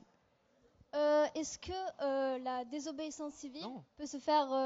la désobéissance civile peut se faire contre une loi juridique, mais peut-elle se faire contre une loi sociale? Et si oui, quelle est la plus difficile? Est-ce que tu peux dire ce que tu appelles une loi sociale? Une norme sociale, du coup, mais oui, pas une loi, du coup, peut-être. Oui. Alors, il y a des normes sociales, donc ça, vous l'avez toutes et tous fait en sciences économiques et sociales, au moins, puisque vous en avez toutes fait au moins en classe de seconde. Donc, il y a l'idée des normes et des valeurs, et ces normes et ces valeurs, elles sont en perpétuelle évolution. Et quand on est au sein d'une société, on va considérer qu'il y a des normes... pour pouvoir vivre toutes et tous ensemble, on a des normes et des valeurs qu'on doit partager et d'autres normes et de valeurs qu'on ne partage pas forcément. Et effectivement, quand par exemple, on est à un moment où les femmes n'ont pas le droit de vote et que du coup on va se dire, nous on considère que c'est pas normal que les femmes n'aient pas le droit de vote et on va se mobiliser contre ça. On va se mobiliser par exemple contre les inégalités hommes-femmes qui n'est pas forcément inscrite dans la loi. Mais si on est dans une société patriarcale, on va se dire on peut se mobiliser contre ça. Mais du coup, on peut se mobiliser et contre des lois qui sont, on va dire, des lois juridiques écrites, et aussi contre des normes sociales qui peuvent dépasser ces lois.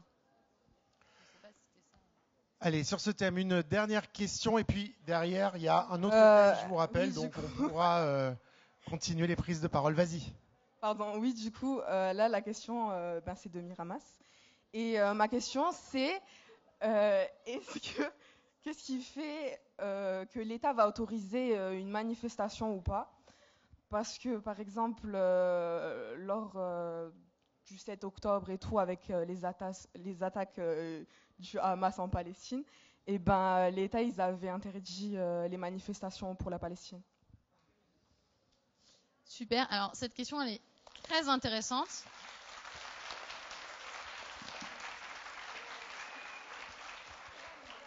Donc tout à fait. Nous, on va pas essayer de se dire est-ce que c'était juste ou injuste. On va plutôt se dire, on va étudier justement les personnes qui vont se mobiliser.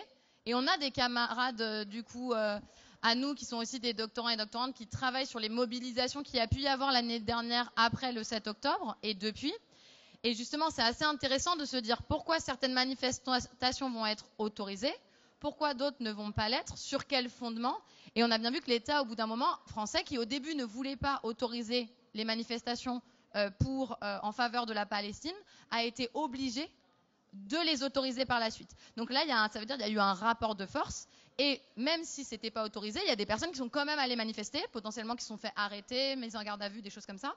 Donc nous, c'est ça qui nous intéresse vraiment en sciences sociales. C'est plutôt de comprendre, donc les personnes, elles se sont mobilisées quand même, et quel a été le rapport de force qui a été mis en place. Et au final, l'État a été obligé d'accepter et d'autoriser les manifestations. Nous, par exemple, à Marseille, tous les dimanches, il y a une manifestation de soutien au peuple palestinien. Donc vraiment, c'est des questions exactement ce qu'on a dit tout à l'heure. L'égalité, illégalité, rapport de force, transformation dans ce rapport de force. Et donc, je pense que c'est une question qui est très intéressante et qui nous permet un peu de résumer ce qu'on a dit avant.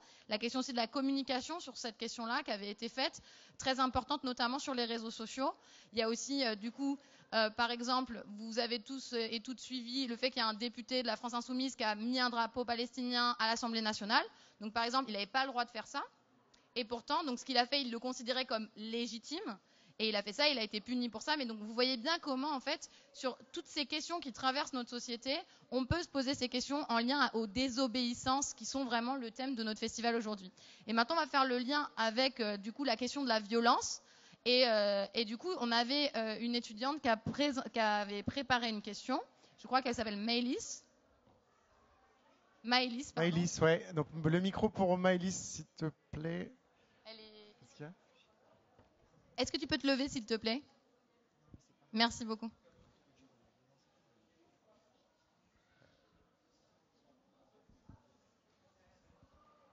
Bonjour.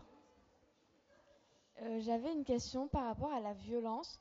Ce serait quelles sont les limites légitimes à la violence dans le cadre de la désobéissance civile? Alors, quelles sont les limites légitimes à la violence dans le cadre de la désobéissance civile? Est-ce que, Raphaël, tu veux un peu introduire ce qu'on va discuter là, ou est-ce qu'on donne la parole à... Est-ce que vous avez déjà une première réponse sur cette question-là? Peut-être comment vos organisations elles se positionnent sur cette question de la violence et des usages de la violence. Alors peut-être que ça te concerne un petit peu moins, Jonathan, même si peut-être que tu as des choses à dire. Mais vous, à XR, comment vous vous positionnez sur ces questions de la violence? S'il vous plaît, il reste encore une demi-heure. On va essayer de finir ce forum avec cette question importante. Ok. Du coup, au sein d'Extinction Rébellion, on a des principes qui fait que, du coup, dans un de ces principes, on statue déjà notre vraiment limite, la violence, déjà la violence physique est hors de question dans notre cas, au sein d'Extinction Rébellion. Il y a de plus en plus de discussions de notre curseur déjà, qu'est-ce que peut être notre limite en termes de dégradation. C'est quelque chose qui fait énormément débat au sein du mouvement. S'il vous plaît. Et après, c'est aussi une des premières questions, je pense, c'est on subit une première violence, une violence de l'État. Par exemple, quelqu'un qui est dans la rue, un SDF, il souffre, il n'est pas accompagné. Il subit une première violence. Au bout d'un moment, je veux dire, il peut y avoir une réponse face à cette violence. Donc chacun subit plus ou moins tous des violences vis-à-vis des, je sais pas, par exemple la question de, on nous prive d'un futur, par exemple la question du réchauffement climatique, d'un futur qui est vivable. C'est une très forte violence envers notre avenir. Quelles mesures on va répondre face à ça? C'est une bonne question. En tout cas, on ne décrédibilisera pas tout mouvement qui justement auront des réponses fortes. Il y a besoin de tout type de réponses et ça sera en fonction des sensibilités de chacun chacune. Avec la limite que tu as dit, donc de la violence contre les personnes. En tout cas, au sein d'Extinction Rébellion, il y a la limite de la violence physique. Raphaël, tu voulais glisser un petit mot? Non, pas particulièrement. Bah voilà, effectivement, donc on rentre dans la deuxième partie de ce forum qui traite spécifiquement de la question de la violence, dont on a beaucoup débattu ce matin en atelier avec les élèves. Et donc, voilà, encore une fois, la violence, comme la légalité et la légalité, il y a des définitions de la violence qui varient selon les acteurs dans tel ou tel contexte. Et les périmètres de la violence sont du coup une question très importante. Donc on va débattre là-dessus. Allez-y, à vous, posez des questions. Alors, question, interrogation. On peut peut-être juste rappeler pour ceux qui étaient, et celles et ceux qui n'étaient pas là ce matin et qu'on n'avait pas pu voir non plus au printemps, que historiquement, en tout cas, la désobéissance civile, ça s'est construit dans cette idée de refuser la violence physique, et notamment la violence physique contre les personnes. Donc c'était déjà le cas avec Thoreau, dont on a parlé tout à l'heure, mais notamment, par exemple, avec les postures de Gandhi. Donc aussi, donc cette question, donc la question de la violence. Du coup, il y a vraiment cette idée que dans la désobéissance civile, on n'utilise pas forcément la violence contre les personnes, comme ce qu'a fait le choix d'Extinction Rébellion, mais il y a toujours un questionnement autour de ces violences-là. Et du coup, ce que tu viens de dire, c'est très intéressant pour se dire, qu'est-ce que c'est la violence? Toi, tu parles de la violence faite à une personne, par exemple, à la rue. Nous, on habite à Marseille, on connaît la violence sociale qui peut être faite aux personnes qui vivent dans certains quartiers à Marseille.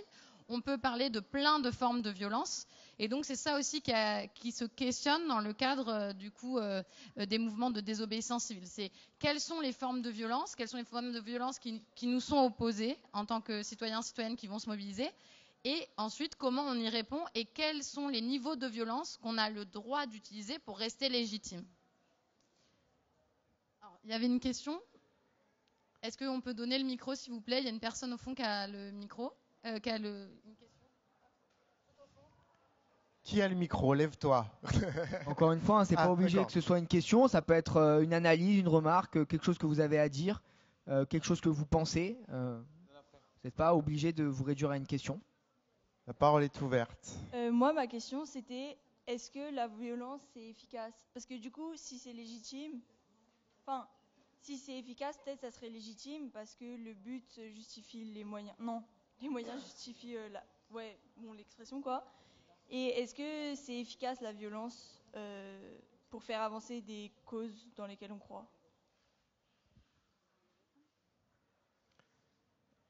Alors, c'est très compliqué, très compliqué, parce que souvent, par exemple, un truc qui les gens retrouvent très violent, c'est la question de foutre le feu, par exemple. Il y a eu des engins de chantier qui ont été brûlés, justement, par exemple, pour stopper pour la question de la 69, cette construction-là.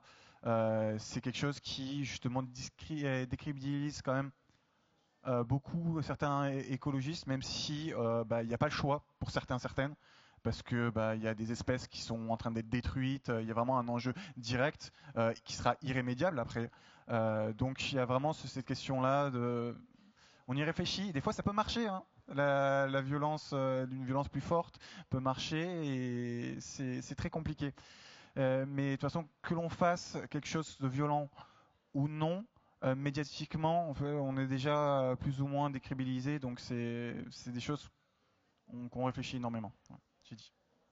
Ouais, si je peux juste intervenir rapidement, ça me rappelle un sujet dont on discutait tout à l'heure en déjeunant, Mathieu, en faisant référence à un auteur qui s'appelle Andreas Malm, qui lui justement prône la désobéissance civile avec des formes de violence évidemment contre les biens plutôt que contre les personnes dans le cadre écologique, qui souligne un point qui est important, je pense, pour répondre à cette question, qui est que historiquement, des luttes quand elles ont été gagnées, très souvent, elles associaient à la fois des mouvements qui étaient violents et très radicaux, et à la fois des mouvements qui étaient beaucoup plus réformistes.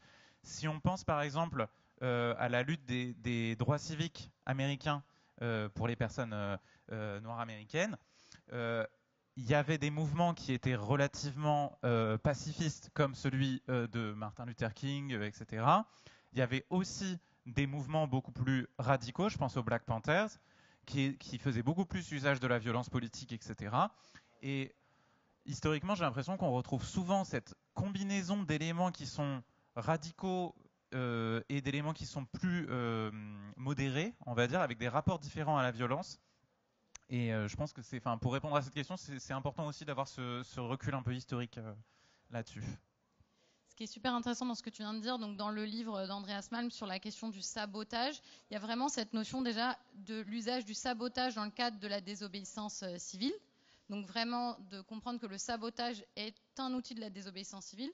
Et il y a aussi cette idée, du coup, toujours de violence contre les biens et les personnes. Et de faire une dichotomie très forte. Et donc sur cette question de la violence, il y a une dichotomie très forte qui est opérée par les groupes qui utilisent du coup des formes de violence entre la violence contre les biens et la violence contre les personnes, en acceptant ou pas. Donc il y a des mouvements qui n'acceptent aucune forme de violence, ni contre les biens ni contre les personnes.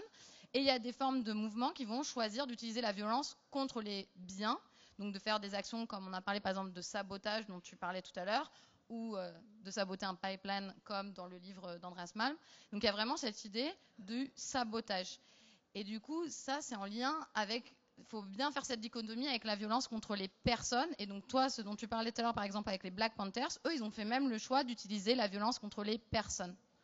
Violaine, moi j'ai une question pour toi en tant que spécialiste de la violence dans les manifestations, mais tu as dû donc travailler pas mal sur cette question de la violence en tant que concept et comme idée, y compris dans le temps. Est-ce que on a l'impression, y compris tu parlais des médias, que médiatiquement, la question de la violence, elle est très souvent évoquée aujourd'hui au sujet des actions militantes, en mêlant un peu tout, parfois y compris des actions, y compris contre des engins de chantier ou des abribus, etc. Est-ce que tu as l'impression qu'on est dans un moment, alors est-ce que ça t'intéresse en tant que chercheuse en sciences sociales, où la question de finalement tout finit par être défini comme violent dans les mouvements sociaux, soit par nos dirigeants, soit par les médias, qu'il y a un resserrement finalement, ou alors un élargissement plutôt de la notion de ce qui serait violent? En tout cas, ce qu'on peut observer déjà depuis les mobilisations contre la loi travail de 2016, c'est déjà une transformation des usages de la violence de la part des forces de l'ordre. Donc ça, c'est un premier point qui forcément crée des choses, puisque quand on est en manifestation, qu'on nous oppose une certaine violence, par exemple qu'on nous tire dessus avec des LBD, ça crée un rapport très violent avec des personnes qui peuvent être blessées. Et donc il y a aussi déjà un niveau de violence qui est imposé par l'État. Ce niveau de violence, il va se transformer et effectivement il va se resserrer. Donc il y a ça. Il y a la violence ensuite derrière de la justice. Donc énormément de personnes depuis justement 2016, pendant les Gilets jaunes, lors des émeutes l'année dernière. Donc il y a un resserrement autour des militants avec de plus en plus de condamnations. Donc il y a vraiment cette question aussi là juridique. On va opposer l'État, il va être là pour opposer tout à l'heure l'exemple de Thiers qui va exclure 2 jours pour du coup un blocus lycéen, ça se faisait pas avant. Donc il y a vraiment ces deux choses en même temps, en parallèle. Et après, il y a les individus qui vont, elles et eux, avoir leurs pratiques dans la manifestation. Et donc, ces pratiques, elles n'évoluent pas toutes seules dans leur coin. Elles évoluent aussi en rapport avec les pratiques de l'État et des forces de l'ordre. Et donc, depuis 2016, il y a un certain nombre de pratiques qui s'est développées, notamment les pratiques de type Black Bloc. Elles existaient déjà avant, mais plutôt dans des contre-sommets internationaux. Et c'est des pratiques qu'on a vues de plus en plus se faire dans les mobilisations en France depuis 2016. Et ces pratiques-là, elles vont faire usage de certains niveaux de violence, donc de la violence surtout contre les biens, en ciblant des objets du capitalisme, comme par exemple panneaux publicitaires, etc.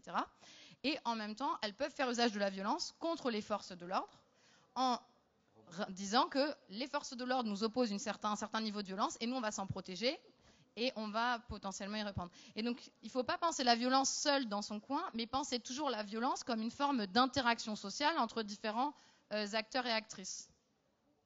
On a plein de lycéens, lycéennes qui veulent prendre la parole. Est-ce qu'on pourrait leur faire passer un micro, s'il vous plaît? Ah, super. On t'écoute. Est-ce que la désobéissance civile implique forcément un engagement. Est-ce que tu peux développer un peu? C'est-à-dire, est-ce qu'il faut forcément, quand on désobéit civilement, est-ce qu'il faut forcément qu'il y ait une cause dans cet Est-ce qu'il faut forcément qu'il y ait une cause?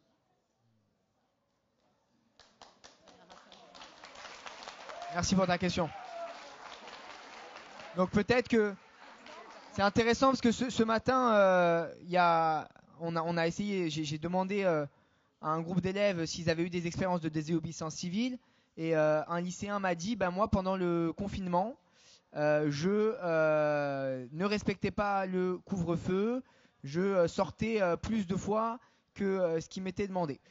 Et je me suis posé la question, je me suis dit, est-ce qu'on peut considérer ça comme rentrant dans la définition de la désobéissance civile? C'est une vraie question. Nous, dans ce qu'on a défini dans la désobéissance civile, dans ce qui est historiquement défini dans la désobéissance civile, il y a comme point important le fait de rendre public, Violaine en parlait tout à l'heure, le fait de rendre public cet acte de désobéissance pour alerter, pour se rendre visible dans le champ médiatique, donc dans le champ politique, et pour potentiellement faire en sorte que d'autres personnes me rejoignent, soient d'accord avec moi. Donc si c'est un acte qui est uniquement individuel, qui n'est pas revendiqué, est-ce un acte de désobéissance civile? A priori, non. Cependant, on peut quand même se dire, tout le monde n'a pas forcément une culture militante, tout le monde n'est pas forcément en mesure de communiquer sa loi, et parfois on est tellement oppressé que des fois on est obligé de désobéir en cachette ou dans le silence, et ça a quand même une signification politique, d'une certaine manière. Alors est-ce que c'est de la désobéissance civile au sens propre? Peut-être pas. Est-ce que c'est quand même une forme de désobéissance qui a un sens politique? Je pense qu'on peut le dire. Donc merci pour ta question. Oui, au fond, on peut passer le micro au jeune homme, oui, on t'écoute. Est-ce que la désobéissance civile, elle diffère-t-elle de la désobéissance? Par exemple, un jeune casseur qui casse pour s'amuser et un casseur qui casse pour revendiquer ses idées. Je pense par exemple à la mort du jeune Naël. À la base, ce n'était pas du tout des émeutes, mais qui s'est transformé à ça. Et du coup, comment on distingue ces deux thèmes? Merci pour ta question.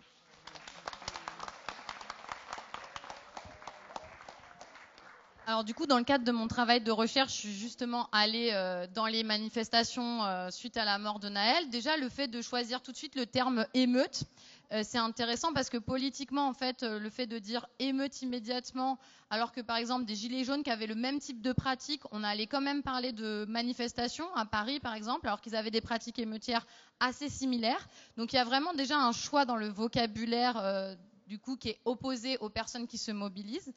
Et donc, ce qui est très intéressant dans ce que tu viens de dire, c'est de se demander, est-ce que c'est politique ou pas d'utiliser des pratiques émeutières? Est-ce qu'il faut forcément avoir un cadre théorique de pensée politique pour que les actions que les individus vont faire soient politiques? En fait, du coup, les personnes dont tu parles se sont mobilisées suite à la mort d'un jeune garçon pour un refus d'obtempérer par la police. Et donc là, on a toute cette question des violences policières, notamment des violences policières dans les quartiers populaires. Et il y a aussi cette question du droit pour les policiers, et ça c'est un droit très récent, ça date de 2017, donc du droit pour les policiers de tirer lors d'un refus d'obtempérer. Donc les personnes, quand elles se mobilisent, elles connaissent peut-être pas la loi, mais elles savent qu'elles se mobilisent contre des oppressions. Et donc, en ce sens-là, c'est forcément politique. Et c'était très intéressant aussi par rapport à ce qu'on disait tout à l'heure, parce que, en l'occurrence pour Naël, le jeudi soir, il y a d'abord eu un rassemblement, avant qu'il n'y ait aucune émeute. Il y a d'abord eu un rassemblement, le rassemblement était légal, il était déclaré. Après ce rassemblement, on a décidé, les personnes qui étaient là, elles ont toutes décidé, elles discutaient entre elles, et elles ont décidé de partir d'abord en manifestation sauvage. Donc on passait déjà en pratique, on disait tout à l'heure, illégale. Puis en fait, il y a eu pas forcément une décision concertée de toutes et tous, mais des groupes qui ont décidé qu'ils n'allaient pas en rester là et qu'ils allaient montrer à l'État, qu'ils allaient montrer par leurs actions que cette situation, en tout cas, n'était pas possible et devait s'arrêter. Et donc là, on a vraiment, c'est des actions politiques. On n'est pas là pour dire, est-ce que les individus avaient tous conscience de ce qu'ils étaient en train de faire, que c'était politique, etc. En tout cas, ils avaient tous et toutes conscience qu'ils se mobilisaient dans le cadre de la mort d'un jeune qui était mort parce que tué par la police en France. D'accord ? Et donc, en ce sens-là, c'est du coup des actions qui sont politiques, qui vont tout de suite être décrédibilisées dans les médias, notamment en utilisant des termes. Du coup, ça m'a beaucoup intéressé. J'ai travaillé sur le vocabulaire qui était utilisé pour parler de ces jeunes, notamment le terme sauvage qui revenait systématiquement. Et donc là, on voit comment certaines populations vont être stigmatisées immédiatement quand elles se mobilisent. Donc, il y a vraiment toutes ces questions-là qui sont fondamentales sur ces questions de la violence et du rapport à la violence. Et donc, toujours quand, du coup, il y a des personnes qui se mobilisent en utilisant la violence, c'est en réponse à des violences. Et donc, il y a toujours cette question de la réponse à la violence, mais toujours à une forme de violence qui peut être, comme là, une violence directe, on a tué un adolescent, ou une violence qui peut être symbolique, ou une violence qui peut être sociale, qui peut être économique, et de dire, en fait, nous utilisons la violence parce que notre société est violente. Elle est violente, et donc on va se permettre d'utiliser la violence, notamment contre les biens, puisque je rappelle quand même, la violence qui a été utilisée par les personnes qui se sont mobilisées suite à la mort de Naël, c'était de la violence contre les biens. Si je peux juste rajouter un petit point, toujours pour parler de ce que sont les sciences sociales et à quoi est-ce qu'elles servent. Là, j'ai l'impression que ça met le point sur un autre sujet, qui est que une des choses qui sont très importantes quand on fait des sciences sociales, c'est pas simplement d'observer et d'étudier des pratiques sociales, comme la violence en manifestation, mais aussi d'être dans une démarche qu'on appelle compréhensive. C'est-à-dire d'essayer de se demander quel est je répète des choses que j'ai dit ce matin, désolé, quel est le sens que les personnes qui font ces actions donnent à cette action. D'accord ? Et c'est exactement, quand Violaine vous raconte ça, c'est qu'elle est allée dans ces manifestations, que tu as observé, que tu as parlé avec les personnes qui sont concernées, pour essayer, pas de dire c'est bien ou c'est pas bien, mais de comprendre ce qu'elles mettent derrière. Ce qui est tout à fait différent des discours médiatiques et politiques sur les mêmes sujets, où il va y avoir des luttes pour savoir est-ce que c'est des manifestations, est-ce que c'est des émeutes, est-ce que c'est des manifestants ou est-ce que c'est des sauvages, etc., etc. Et très souvent, la particularité de ces discours médiatiques, c'est que justement, ils ne donnent pas la parole et ils ne s'intéressent pas à la façon dont les personnes qui sont les premières concernées perçoivent les choses. Un autre exemple qu'on peut donner qui concerne l'année dernière, c'était la question qui revient régulièrement du voile à l'école. Alors là, c'était les abayas, etc. l'année dernière. Et donc ça amène à chaque fois toujours à plein de débats sur des plateaux télé, etc., de savoir est-ce que les jeunes filles qui portent le voile, c'est par soumission à la religion, ou est-ce que en fait elles ont tout à fait bien réfléchi la question, etc. Et en général, les personnes qu'on ne voit pas sur ces plateaux, ce sont les personnes qui sont les premières concernées, et c'est les personnes dont on n'entend pas la parole. Et je pense que c'est un des intérêts extrêmement importants des sciences sociales de s'intéresser à la façon dont les acteurs et les actrices, c'est-à-dire les personnes qui sont au cœur des pratiques qu'on étudie, définissent ce qu'elles font. Et d'ailleurs, on rebondit ce que tu disais, pour reprendre toujours cet exemple de Martin Luther King, qui était passé pour quelqu'un de plutôt modéré par rapport à d'autres groupes dont on a parlé tout à l'heure.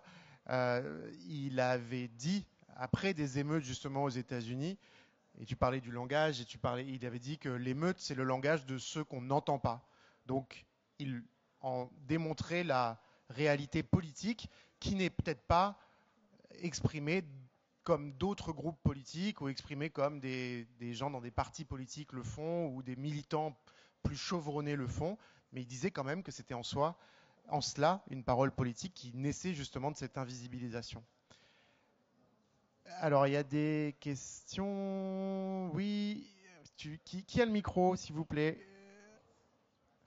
Merci. Écoute, après on fera passer devant. Merci. Et merci pour le passage de micro. Moi, j'avais une question sur la violence. Est-ce que la violence est-elle obligatoire pour faire entendre sa voix, son idéologie ou pas? Alors, qu'est-ce que vous en pensez? J'imagine que là encore, tu vas nous dire ça dépend du contexte et ça dépend de quoi on parle, c'est ça? Alors déjà ça, et l'idée, nous on va pas se poser forcément la question en ces termes-là. On va plutôt juste regarder les acteurs qui utilisent la violence, pourquoi ils l'utilisent. Et effectivement, en général, ils vont nous dire qu'ils l'utilisent parce qu'ils ont tenté d'autres formes d'action, d'autres formes de mobilisation, et qu'elles n'ont pas abouti. Et que du coup, à un moment donné, ils et elles vont faire le choix de recourir à la violence. Mais pareil, il y a cette idée, c'est ce que tu disais tout à l'heure déjà de gradation, donc de pas forcément tout de suite utiliser la violence, mais plutôt d'être en gradation. Mais aussi ce que tu disais tout à l'heure sur le fait qu'en fait, il y a toujours une cohabitation des formes de lutte. C'est-à-dire qu'on va avoir et des individus qui vont utiliser certaines formes de violence contre les biens, même parfois contre les personnes, et d'autres militants qui vont pas utiliser ces formes de violence. Et donc c'est aussi le fait qu'il y ait cette cohabitation des pratiques qui permet en général la victoire. C'est ce qu'on peut observer nous, c'est qu'il y a souvent cette cohabitation des pratiques. Ouais, est-ce que vous voulez dire un petit mot maintenant? Vous me faites signe avant la fin de ce débat si vous avez envie de rajouter quelque chose là-dessus. On va poursuivre encore 3-4 questions avant notre conclusion. Qui a le micro? Ouais, vas-y. Merci. Après, super. Si on peut faire passer aussi ici et ici après. Vous dites qu'il y a en quelque sorte une utilisation de la violence en dernier recours, mais est-ce qu'au final, avec toute la répression et les réglementations qui sont mises en place aujourd'hui, ça avait déjà été évoqué par un camarade, le militantisme, il n'est pas condamné à devenir de plus en plus violent et donc de plus en plus réprimé? Alors, peut-être question pour toi.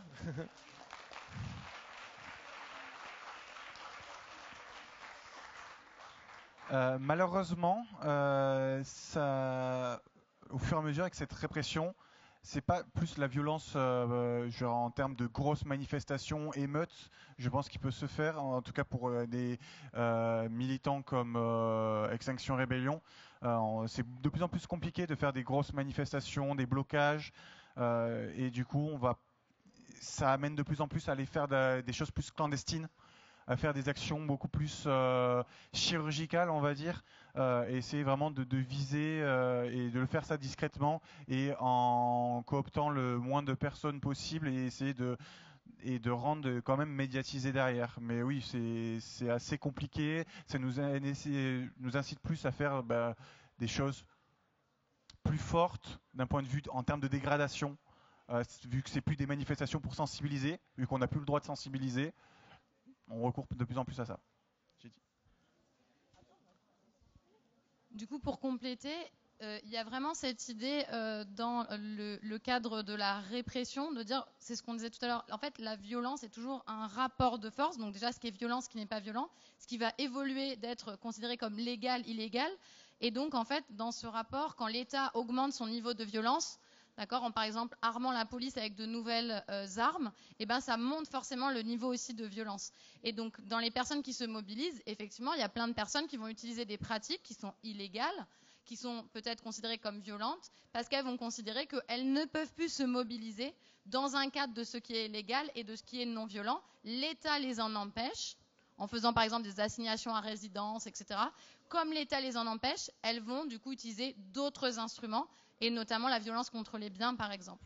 Donc nous, toujours pareil, on n'est pas là pour se dire est-ce que c'est bien, est-ce que c'est pas bien. Ce qui nous intéresse, c'est de voir quels sont les processus à l'œuvre, comment ces processus ils se mettent en place, quels sont les rapports de force et les négociations qu'il y a en fait dans ces rapports de force entre du coup l'État et ses groupes, mais aussi entre ces différents groupes. On a dit les groupes ils sont pas toujours d'accord entre eux justement sur ce rapport à la violence.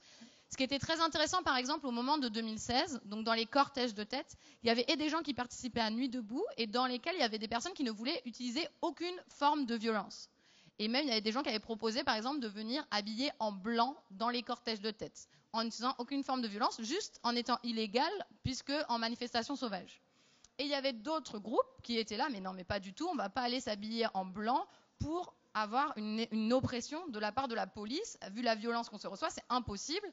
Non, nous aussi, on va utiliser la violence, au moins contre les biens. On va mettre des poubelles, par exemple, pour bloquer le passage des camions de police. On va les brûler, par exemple. Voilà. Et donc, il y a vraiment cette idée du rapport de force aussi entre les groupes politiques avec les différentes pratiques sur la violence qui sont en perpétuelle évolution. Est-ce que vous voulez qu'on approche de la conclusion? On prend encore une petite question, peut-être, et on approche de la conclusion?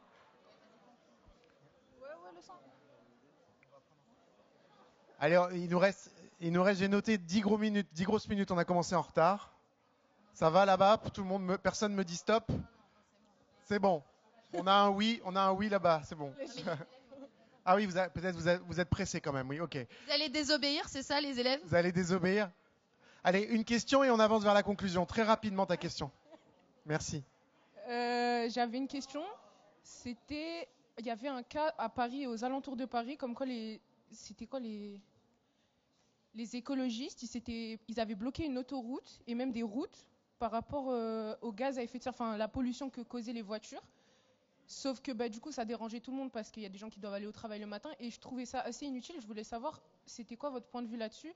Parce qu'au final, bloquer des voitures, c'est dérangeant pour tout le monde et ça dérange encore plus le fait, ça fait plus de pollution parce que du coup, tout le monde est arrêté. Je voulais savoir ce que vous pensez. Ça, c'est l'acceptation.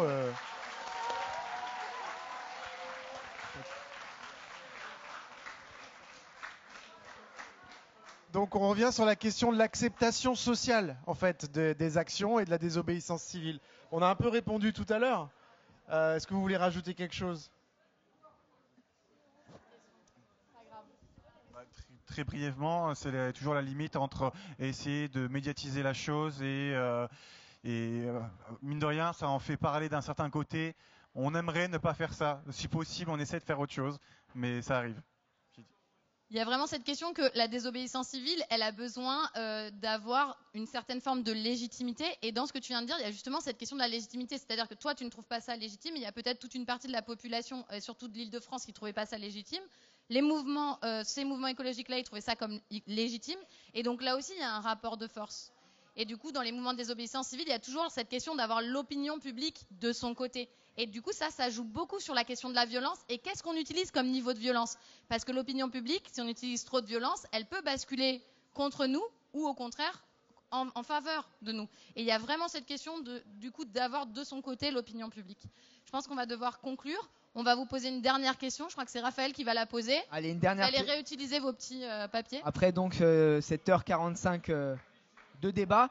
Récemment, il y a eu des départs de ferries de croisières qui ont été bloqués à l'entrée du port de Marseille.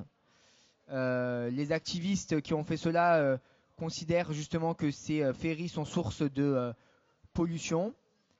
C'est une action de désobéissance civile.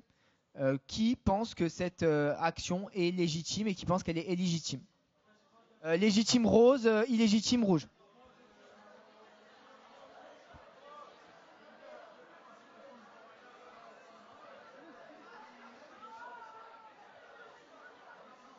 Ok.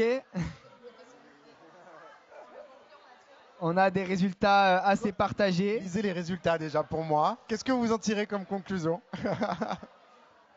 Vous êtes plus partagés que tout à l'heure. Hein. Ouais, on a peut-être...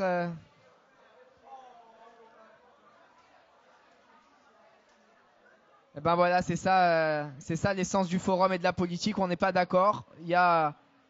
Ça aurait pu donner du coup lieu à un nouveau débat juste sur cette question-là, mais on va devoir clôturer. Merci à tout le monde. Merci à nos invités. Merci à vous pour toute l'organisation de ce forum lycéen. Merci à tous les enseignants qui sont venus. Merci aux élèves évidemment. On voulait remercier donc le HESS, l'École des hautes études en sciences sociales, la ville de Marseille, les musées, archives, bibliothèques de Marseille, la direction académique, action culturelle au rectorat et tous ceux qui nous regarderont puisque tout ça a été capté. À bientôt, merci.